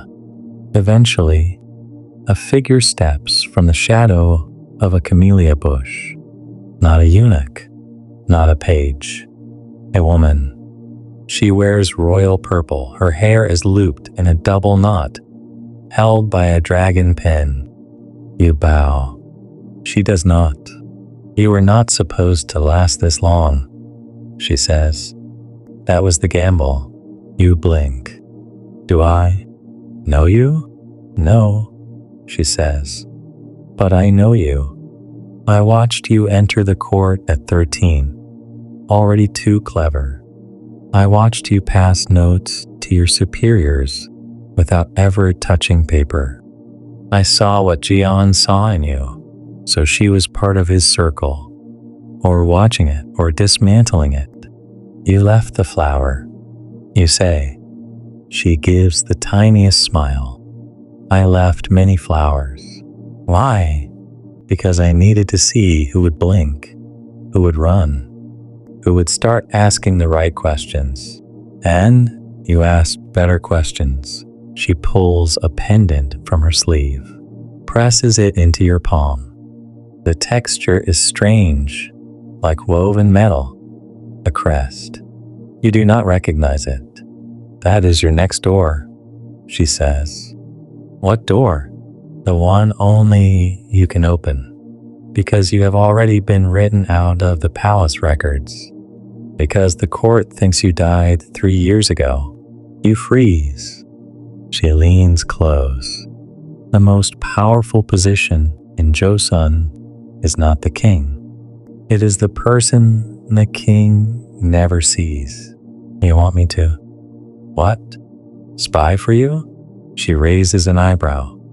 Spy? That sounds messy. I want you to observe. Listen. Remember, that is what eunuchs do best, is it not? You hesitate. She tilts her head. You are already a ghost in this place. Might as well haunt the right corridors. She disappears into the shadows without another word. You stare at the pendant. Back in your quarters, under your oil lamp, you study it. It is shaped like a lotus seed pod, etched with tiny symbols, almost like coordinates. You test them against your memorized palace map. One matches a forgotten storage room near the armory. Another matches an unused vent above the council chamber. The third points to the library, deep in the royal archives, where fire damaged a wing decades ago. A place sealed by order of the king. A place you now have access to. The next morning, you fake a fever. It is surprisingly easy. No one wants to go near a sweating eunuch, holding his stomach and moaning about shrimp porridge. You slip away before noon, using the pendant crest to pass 2 checkpoints. At the last one, the guard frowns at you, but lets you through. The sealed wing smells like dust and old decisions. You light a lantern. The walls are scorched. Scrolls sit in twisted racks, some half melted, but there is one area untouched, blocked behind a false shelf. You press the lotus crest into a small recess. The shelf groans open. Inside, a narrow room, no wider than your arms, stacked with records, not royal, but personal, surveillance, ledgers, names with red strokes beside them, people who vanished, people like you. You feel your throat tighten. One file near the top has your name on it. You open it. Inside is a letter, signed by Joseon, dated the day after he first died for you. It reads, if you are reading this, then they chose you, and you chose them. I only hope they are worthy of you. You sit on the floor of the hidden archive room, still holding Joseon's letter, as dust coils in the lantern light. It is silent here, too silent. No footsteps, no rustle of robes, no distant clang of ritual bells, just the hum of time thickening around records that were meant to disappear. You read the letter again, slower. If you are reading this, then they chose you, and you chose them. I only hope they are worthy of you. There is no signature flourish, no clever cipher, no hidden ink, just Joseon's usual script, steady, sharp, patient. The same hand that once redlined your first draft of the king's ancestry notes, with 17 corrections and a passive-aggressive smile. It feels like he is here, but this place was not meant for warmth. You pull another file from the shelves, then another, and another. These are not records made for the court. These are records made against it. Surveillance logs of high ministers, transcripts of intercepted letters, crude maps of secret meetings, and sketches, actual sketches, of palace layouts with X marks where spies might sit without being seen. Historians still debate whether a secret intelligence network operated under the Crown Prince's patronage before his rise to the throne. or whether it was an ad hoc chain of quiet loyalists improvising their way through chaos. This room seems to suggest both. You find Beek's name. Your hands pause. There are pages with his handwriting, but not in the body of the reports. In the margins, tiny notes, corrections, confirmations. He has been in on this for longer than he let on, maybe since before you ever knew him. You close the file and leave it exactly as it was. You do not have the luxury of unraveling every betrayal today. Instead, you pocket the pendant and begin mapping the safe routes out, just in case. Because if this place exists, so do its enemies, and you are now one of its guardians, or its bait. Back in your quarters, Ho is folding undergarments with militant precision. He looks up as you enter and says flatly, "Your fever was unconvincing." You sigh. He tosses you a small pouch, rice cakes, from the kitchen maiden who likes you. I thought she liked you. She likes the idea of me. She likes you. You chew in silence. It tastes faintly of pine honey and treason. Ho leans back against the wall. You are changing. How so? You used to twitch when someone said the word minister. Now you twitch when someone says flower. You grunt. Then he says, quietly, "Do you trust me?" You pause. You do not answer right away, because trust is a fragile thing here. Like the decorative bowls set out for ceremonies no one actually uses, admired but not meant to be touched. You nod slowly, as if your silence is answer enough. Well, I trust you. Which is worse, you lie awake that night, not because of fear, exactly, but because the scope of everything you are entangled in is too vast for sleep. Eunuchs vanish, ministers fall, records lie, and the future king is watching you through someone else's eyes. The next day, you are summoned.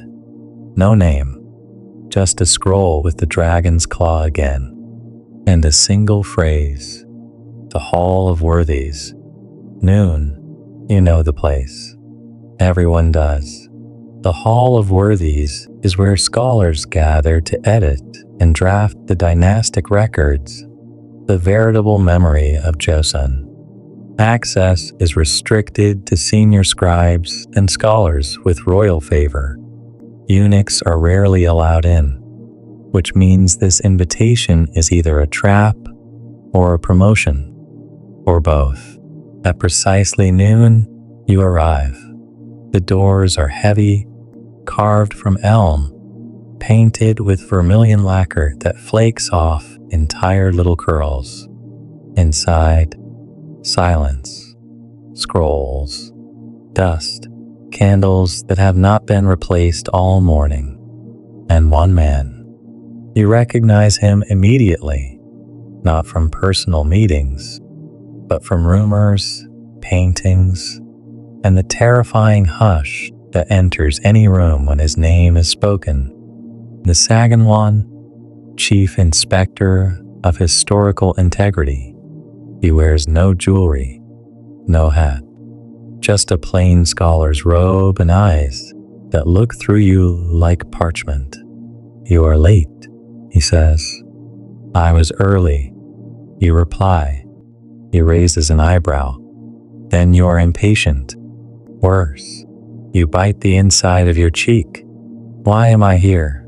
"Because someone wrote your name where it did not belong," he replies, motioning to the desk, and someone else did not scratch it out.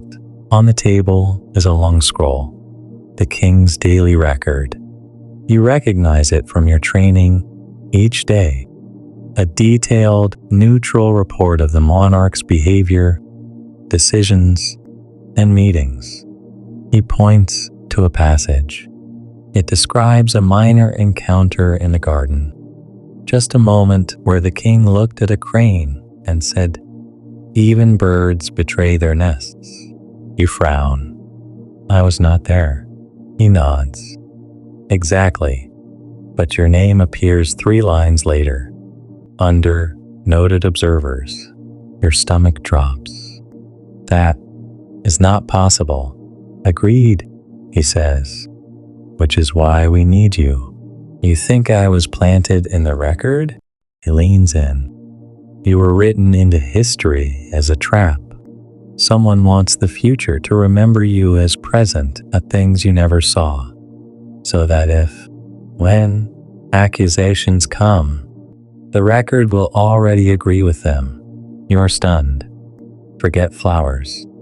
Forget Gion. Forget parrot deaths and politics. This is worse. This is immortal slander. You are being framed in the official truth. The Sagan one eyes you. Most do not understand what we do here. They think we write down events. We do not. We choose what events survive. You whisper, "Why are you telling me this?" "Because whoever is behind this wants you silenced," he replies. "And I prefer my witnesses alive." He hands you a thin scroll. "I want you to read this, then destroy it." You leave the hall dizzy with implications. In your hands, a scroll that might explain your name's corruption or add kindling to your burning reputation. You do not open it. Not yet. Instead, you return to your quarters, relight your lantern, and stare at the flame for a long, long time. Tomorrow, the game changes. Tonight, you plan. You open the scroll just after sunrise. The world outside is still quiet. Too early for bells. Too late for bats. Just the in-between hum of a palace slowly stretching awake. You read slowly.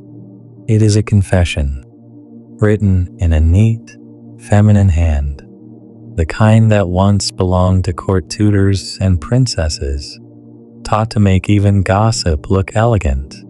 The scroll details a conspiracy, years in the making, to bend the royal veritable records, the Silic, into a political weapon. Subtle insertions, carefully crafted absences, ghosts of scandals placed like traps, ready to be discovered when politically convenient. You are not the only one who has been written into events you never witnessed.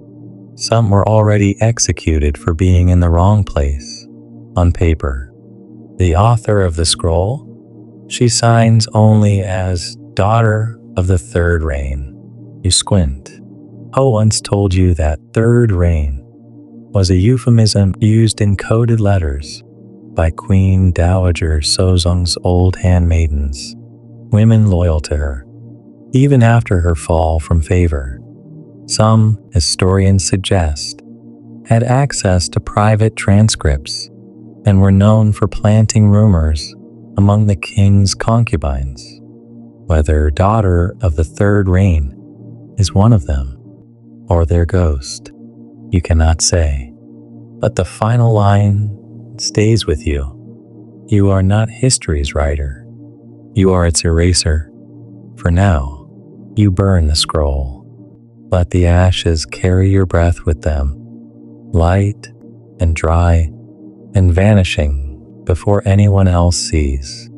You think about telling Beak. Then you remember his margin notes in the secret files.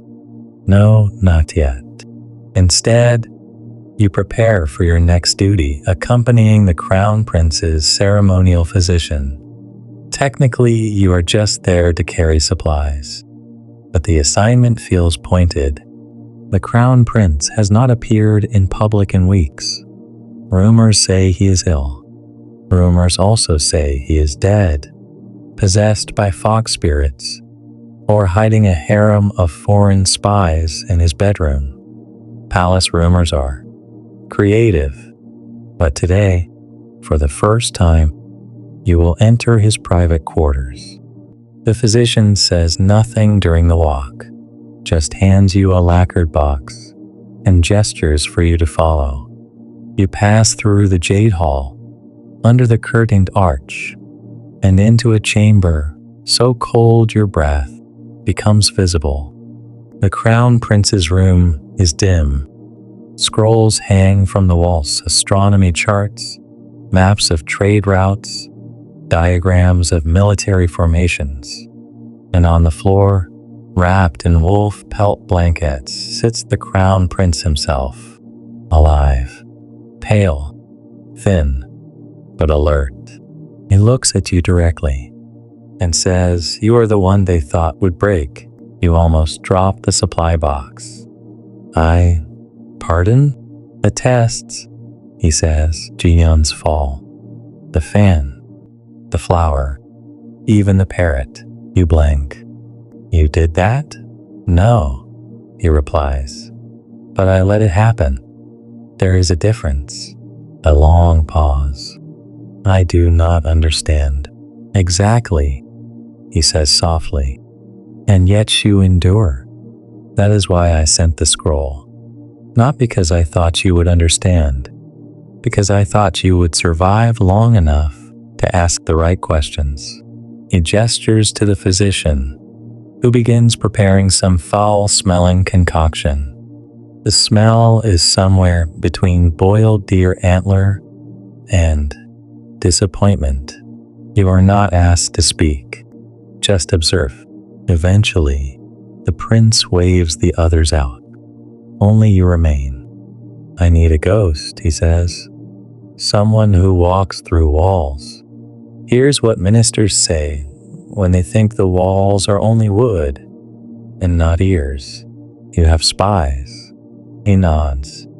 Too many. They do not trust one another. That is useful. And limiting. Why me? He smiles thinly. Because your name already haunts the records, and you have nothing to lose but the truth. You try to steady your voice. And what if I say no? You will be reassigned to counting porcelain hairpins in the inventory vault, alone, for the rest of your life. Is that a threat? Worse, he says. It is a waste. He tosses you a scroll. This one, unsealed. You read. It is a list of officials. All of them have made changes to the Silic in the last year.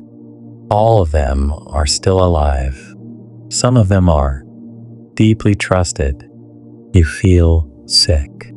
This is what they have done. The prince says, imagine what they will do. He lets you go without another word. No ceremony. No oaths.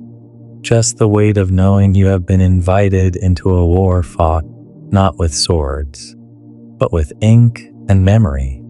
The next few days blur. You watch people differently now. The way a minister stares too long at the king's inkpot. The way a court lady lingers beside the archive doors.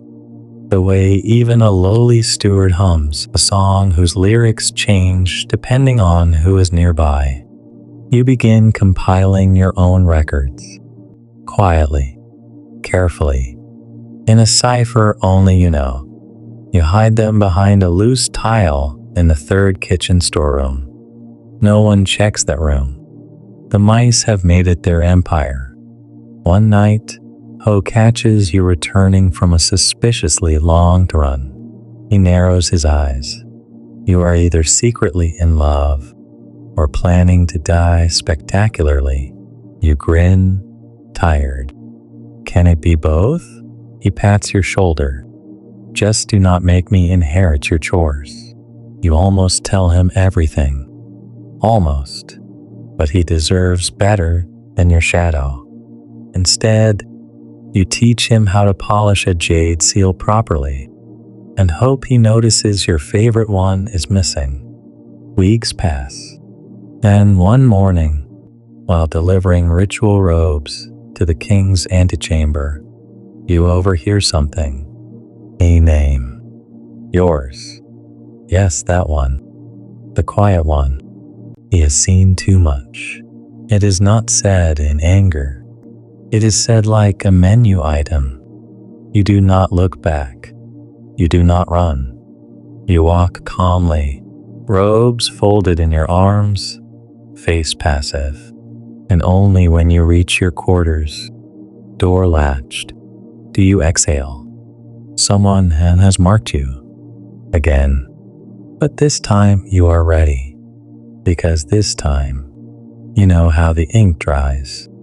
You move like a shadow now. Not because you want to. There is no drama in it. No romance. Just necessity. You have become the kind of eunuch who walks slightly behind his own name, listening more than speaking, remembering more than reacting. And tonight, you have an assignment. No scroll this time. No fan. Just a passing whisper in the laundry courtyard. Midnight, Mulberry Pavilion. East wing. Bring no light. So you obey. Mulberry Pavilion is one of those older palace structures that no longer houses anyone important, used for storage, sometimes for quiet diplomatic arrivals that do not warrant a trumpet. The East Wing is in disrepair, its ceiling mottled with water stains and old spiderwork. When you arrive, someone is already waiting. Not one person. Two. Beak is one of them. The other is a court lady, draped in traveling robes, face veiled, eyes rimmed with kohl. You recognize her gait. She is the same woman who wept by the koi pond weeks ago. Now she does not weep. Now she studies you with the kind of stillness usually reserved for snakes or saints. Beak says nothing. The woman steps forward. Do you know why we are here? You shake your head. Words feel slippery in your throat. She reaches into her sleeve and pulls out a scroll, unrolls it halfway. It is a list of names. You recognize at least 5 high ministers. One is even your former overseer in the records office. Next to each name is a strange little mark, a triangle drawn over a circle. What is this, you ask? She responds, an incomplete list of those who have rewritten truth. You stare at the names. And you are? She removes her veil. Your breath stutters. You know that face from portraits, museum plaques, school scrolls. But it should not be alive. Not here. Not now. She says calmly, I am Yusuin, daughter of Queen Dowager Soshong, executed by paper, resurrected by error. You say nothing, because anything you say will sound absurd. She continues, historians still argue whether my mother orchestrated the court purge of 1517, or whether she was only the scapegoat for a coup she tried to prevent. The truth was altered, and in that alteration, I died. Not my body, my memory. You stare at Beak. You knew? He shrugs. Suspected. Not everything. Enough to follow. You look back at Yisuin. What do you want from me? She steps closer. I want you to unwrite them. Quietly. One name at a time. By assassination? She laughs. A dry, papery laugh. No, that is for rebels. We are librarians with knives made of ink. Beak adds. We revise. We do not erase. Not fully. We leave room for doubt. Doubt is stronger than certainty. The logic is haunting. They are not here to topple the regime, just to bend the narrative gently back toward truth. One manipulated record at a time. You hesitate, then say, "I want one name." They pause. You hand them a scrap of paper. Jian. Su-in scans it. He was loyal, perhaps too loyal, but he disobeyed the wrong person. "I want the truth in the record." You whisper, "That he died warning me, not betraying the crown." She nods once. "Then we will begin with that." The next few weeks pass in a fever dream. You continue your duties by day, brushing scrolls, warming inkstones, dressing ministers for court appearances, all while noticing every moment that might be edited later. By night, you work with Beak in hidden corners of the palace, amending reports so subtly that not even the original authors notice. A comma here, a title altered, a date reversed. You learn that even small mistakes, if placed with care, can spiral into a different future. You even invent a persona. Archivist Y, a ghost credited in passing when a record was corrected for accuracy. No one knows who Archivist Y is, only that he exists somewhere. Maybe. You smile when people speculate. Y now stands for you, and everyone else fighting the quiet war of memory. Then one evening, you are summoned to the outer court. A scholar has returned from exile. The ceremony is brief, just a handover of scrolls and a formal reinstatement speech. But as he speaks, you notice something strange. His scrolls are wrong. They bear the old seals that were discontinued 2 years ago, records that were supposedly updated. You realize what it means. The minister who exiled him never submitted the corrected documents to the Silic. His fall was falsified, which means his return is also a ghost. You lean to Beak. He was never exiled, was he? Beak frowns. He was exiled on paper, but not in person. Then who took his place? Beak looks down at the scrolls again and blanches. The replacement minister, it turns out, was Jian. Jian was never supposed to rise to his final position. The man before him had not actually left. His post was an illusion, a paperwork magic trick. Jian had unknowingly walked into someone else's shadow. That is why they removed him. He had stepped onto a stage built from falsehood, and he had not noticed. You return to your quarters that night in a daze. Ho is waiting. He tosses you a bundle. "New robes," he says. "You are being moved." "What?" "Palace rear archives. Special detail. King's orders." Your heart thunders. The rear archives are not public. They are where the sealed, unpublished records go. The ones written, then shelved for private eyes only. You look at Ho. "Did you pull strings?" He shrugs. "I just suggested the right name at the right time." Someone else opened the door. You bow your head, because you know what this means. The Crown Prince is not just testing you anymore. He is inviting you to the final circle of trust, or the final cage. Either way, you walk toward it, one step at a time. The rear archives feel nothing like the rest of the palace. They are colder, for one. Always a few degrees cooler, as if history itself prefers to be preserved in a chill. The corridors are narrower, the ceilings lower, the air somehow heavier. It smells of aged wood, lacquer, and old glue, and silence. Not the polite silence of royal etiquette, The kind of silence that presses into your bones. The kind that makes you glance over your shoulder without knowing why. You are assigned your own key, a small iron one, etched with the royal cipher, and a faint spiral that no one ever explains.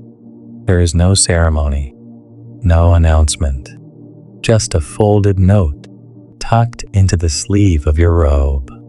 Nothing true is forgotten. Nothing forgotten is true. Your first task is innocuous.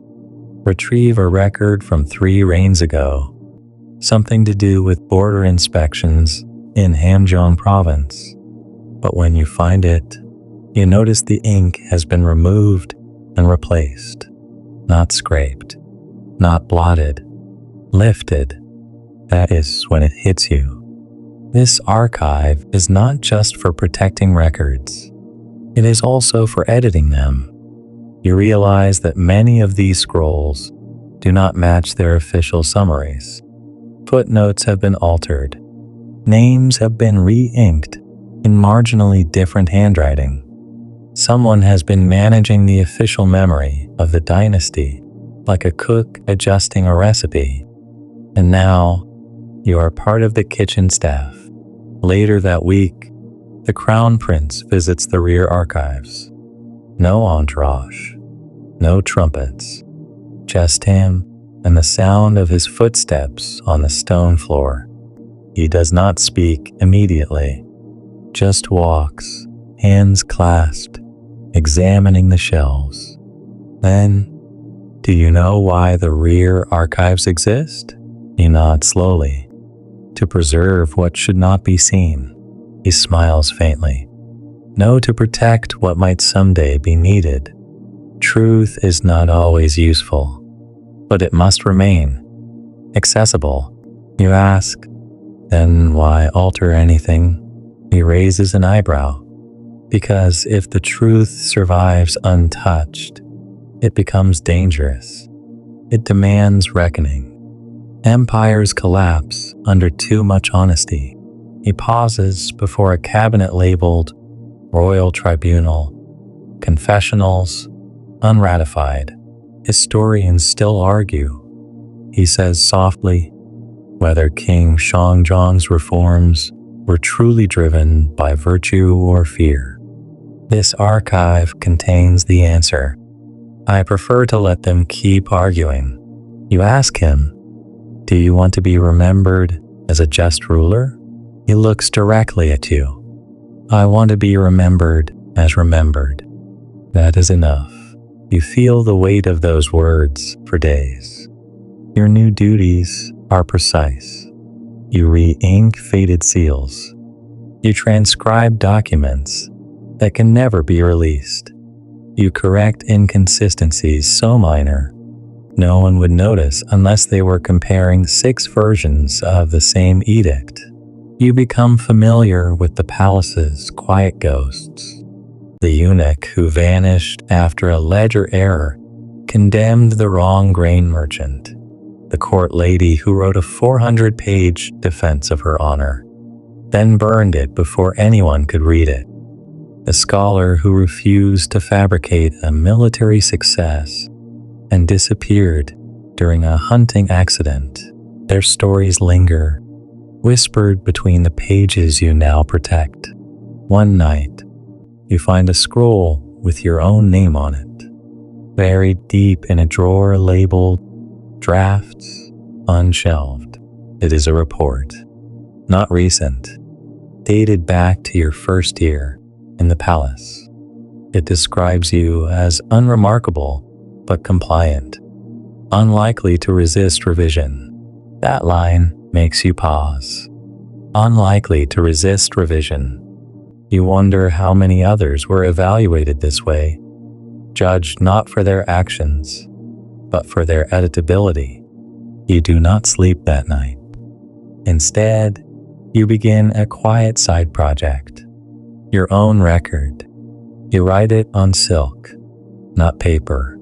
Silk stains cannot be altered without tearing. Each night, you record not what was, But what was changed? You list the edits you make, the scrolls you adjust, the whispers you hear in shadowed halls. You leave out nothing, even your own choices.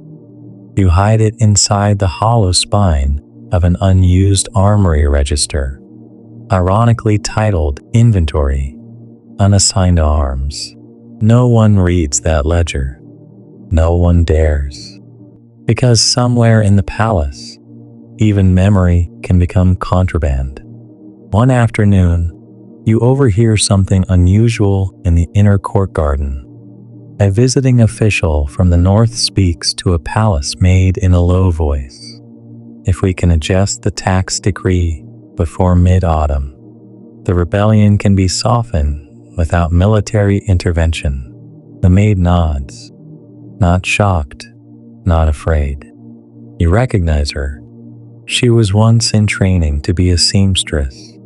Now she walks like someone used to decoding conversations in real time. You realize the network is wider than you thought. It is not just Beak, not just Yi Suin. There are dozens, possibly more. A whole subterranean current beneath the official record, nudging reality back towards something slightly more humane. Not perfect, just slightly better. That night, you make a decision.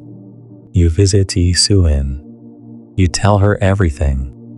Your silk record, your edits, your doubts. She listens, and then says, "You are doing what the scribes of old dreamed of, writing truth not for power, but for possibility." You ask her, "How will it end?" She sighs. "It never ends. There will always be new ink, new lies, new truths struggling to surface. But maybe if enough of us leave threads, real threads, someone in the future will weave them into something that matters." You ask her, "Do you regret being erased?" She laughs. "I regret being badly erased. If you are going to delete a person, at least do it with style." You both laugh. The sound is soft, like parchment rustling in a breeze. When you return to your quarters, Ho is waiting with a grin. "I hear they are upgrading your uniform. New color, new trim." You blink. Why? Because apparently, ghosts look better in indigo. You shake your head. You are not a ghost. You are a whisper that refuses to fade. The new robes are a deep, smoky indigo, neither black nor blue, like twilight caught in fabric. Gold thread marks your rank now, stitched in curves so subtle they could pass for mere embellishment. Only those in the know understand what those curves mean: access, trust, and invisibility. People start treating you differently. Junior eunuchs bow a little deeper. Some look away entirely. A few palace ladies whisper as you pass, unsure whether you are a rising shadow or a falling star. Beak grins when he sees your new outfit. Look at you, regal and dangerous, like a silk-wrapped secret. You roll your eyes. It is just thread, but you both know it is more than that. It is a signal, a new phase. The rear archives have become your second skin. You can find a missing edict in under a minute. You can tell which brush wrote which report just by the flick of a single character. You know which scrolls are red herrings, planted to trap the curious, and which are quietly damning. And then, one morning, a sealed directive arrives. No signature, just the royal cipher. It instructs you to review a series of potential discrepancies in border taxation records. The attached note is coded, half the ink invisible until warmed by breath.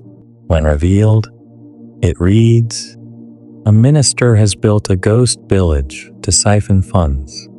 Track it. Do not confront. Correct the records to trigger an audit. Quietly, you do exactly that." The ghost village, a fabricated town on paper, is technically still receiving grain, guards, and education funds. But no such village exists. You amend 3 population records and flag a rice shipment that never reached its destination.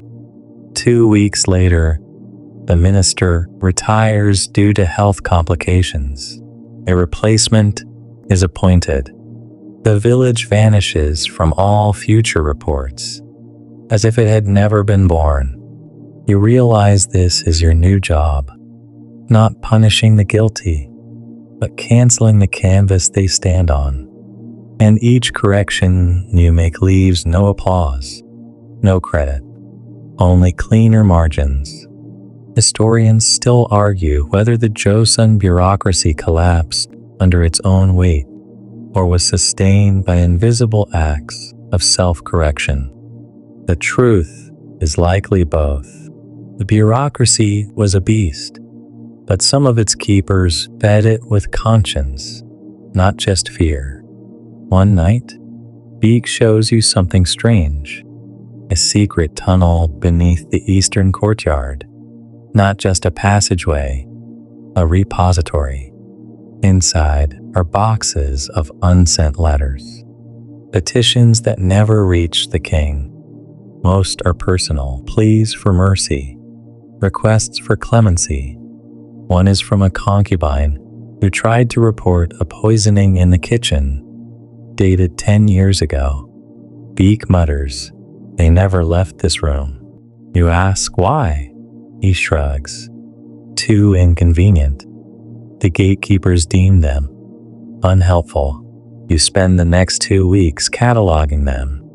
Some are outdated. Some are heartbreaking. One catches your eye. A letter from a eunuch, addressed to a prince who never ascended. It says, "If I vanish, do not seek me. Know only that I tried to save one truth.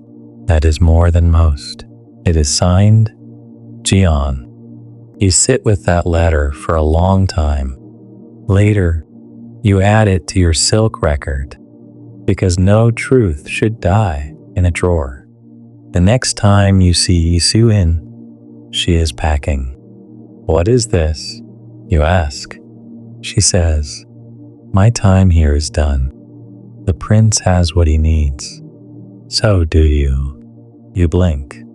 "Where will you go?" She smiles. "There are other palaces, other archives, other lies." You hesitate, then ask, "Will I see you again?" She shrugs, but gently. "We are not characters in a scroll, my friend. We do not need neat endings." She pauses. "But if you ever find a record labeled Lotus Thread, that will be me." You nod, not trusting your voice. She vanishes into the pre-dawn mist. Beak stays. He now works in the Court of Seals, making sure official edicts match their announced summaries. "No one reads the wax," he says. "So that is where the real truth hides." You continue your quiet work in the rear archives, correcting, rewriting, preserving, sometimes adding deliberate ambiguities to keep tyrants nervous. A comma moved here, a royal birth date clarified there, enough to cause doubt. And with doubt comes balance. On the 3rd anniversary of Jeon's death, you place his letter in the official record of staff correspondence. You add a footnote. Author unrewarded. Motivation unknown. Significance perhaps not yet understood. No one notices. Not at first, but years later, A scholar will cite that footnote in a study on internal descent. It will change the way people think about court eunuchs, not as silent tools, but as reluctant guardians of fragile truths. Your story? It remains unrecorded, except in silk. Your private scroll now fills 2 long bolts, hidden still, untouched, until one day you are too old to rise for your duties. Ho brings you water. A new assistant replaces you at the archives, and you hand him the key. You do not tell him everything, but you say, if you ever find a scroll with your own name on it, think very carefully before you read it. He nods, uncertain, but one day he will understand, and perhaps he will continue the thread. You wake to a faint ache in your joints, a familiar dullness that settles into your bones like a soft fog. The sun has not yet broken through the mist outside your modest quarters, but you feel it rising all the same, like warmth against your closed eyes. You do not hurry. No one expects you to anymore. You have served through 3 monarchs, dozens of ministers, 2 massive fires, a palace coup attempt, and a record-breaking drought. You have seen more secrets than most men know exist. You have rewritten the same law 7 times, in 7 slightly different ways, under 7 different royal intentions. And now, you sit on your mat, sipping warm barley tea, listening to the murmur of a broom outside. It is Ho, sweeping leaves. He has not called you, sir, in years. These days, it is just old ink. You pretend to hate it. Today, you decide to visit the archives one last time. No ceremony, just routine. You walk slowly, staff in hand, past the kitchens and courtyards. Some younger servants nod respectfully. Others simply smile, as if you are part of the wallpaper, an antique too familiar to question. You enter the cool stone corridor. The air smells exactly the same. You touch the doorframe as you pass, fingers brushing the etched grain like a goodbye. Inside, you check the scroll indexes, adjust a shelf alignment off by a finger width, and correct a transposition error in the date on an ambassadorial log from Siam. Then you walk to the spine of the old armory register. It takes only a minute to unroll the silk. You glance through it. Your entire life, in thread and ink. Edits made, lies unmade, names preserved, truths blurred with intention. You roll it carefully, sealing it with a thin strip of wax, then slide it into a new hiding place. Not in the archives. This time, beneath the floorboard of the Northern Prayer Shrine, where no one catalogs anything. Let them find it decades from now. Let them argue. Let them wonder.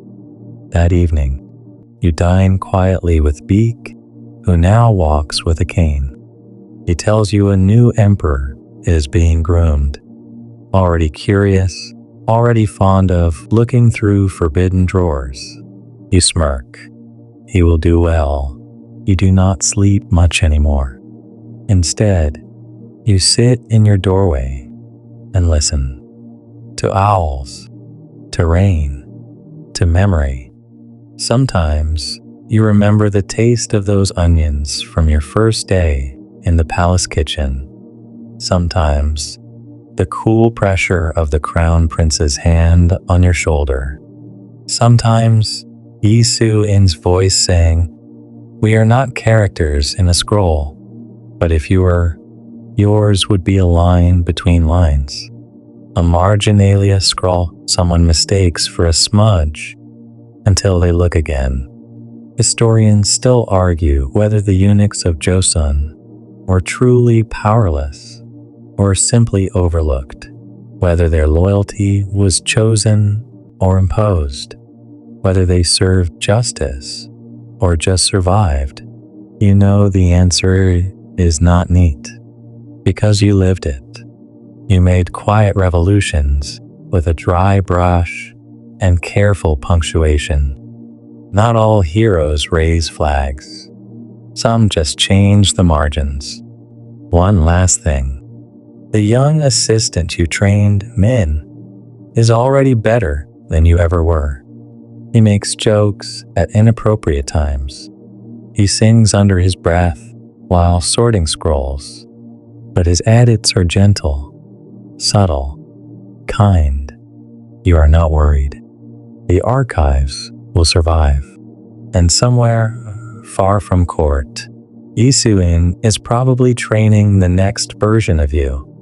This time, perhaps a girl with fire in her fingers and a memory like steel. You close your eyes.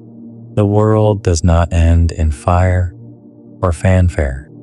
It ends in ink and silence and the soft flick of a brush somewhere deep in the palace, long after the royals have gone to bed. Now, ease back into your pillow. Let the palace fade behind you, the stone halls, the scent of ink and lacquer, the whisper of silk against silk. Breathe out. It is night once more, and you are far from the flickering lanterns of the rear archives. You are not trudging through snow or balancing ceremonial trays or decoding the political subtext of plum blossom arrangements. You are here, quiet, still, weightless. Imagine the soft hush of ancient paper rustling, 1,000 truths tucked gently into scrolls, waiting centuries to be read. Imagine that somewhere, in a chamber hidden behind a wall, a single candle burns beside a sealed bundle of silk, containing everything someone was never meant to say. Let that candle glow steady in your thoughts. Let the quiet settle like dust. Your story is not forgotten. It simply sleeps, tucked between the lines of history, woven into the long silence of those who served, remembered, and sometimes resisted. You do not need to do anything more tonight. You have survived. You have remembered. You have left a record, however hidden. So close your eyes. The palace will keep for another day, and the ink, like you, will rest until it is needed again. Sweet dream.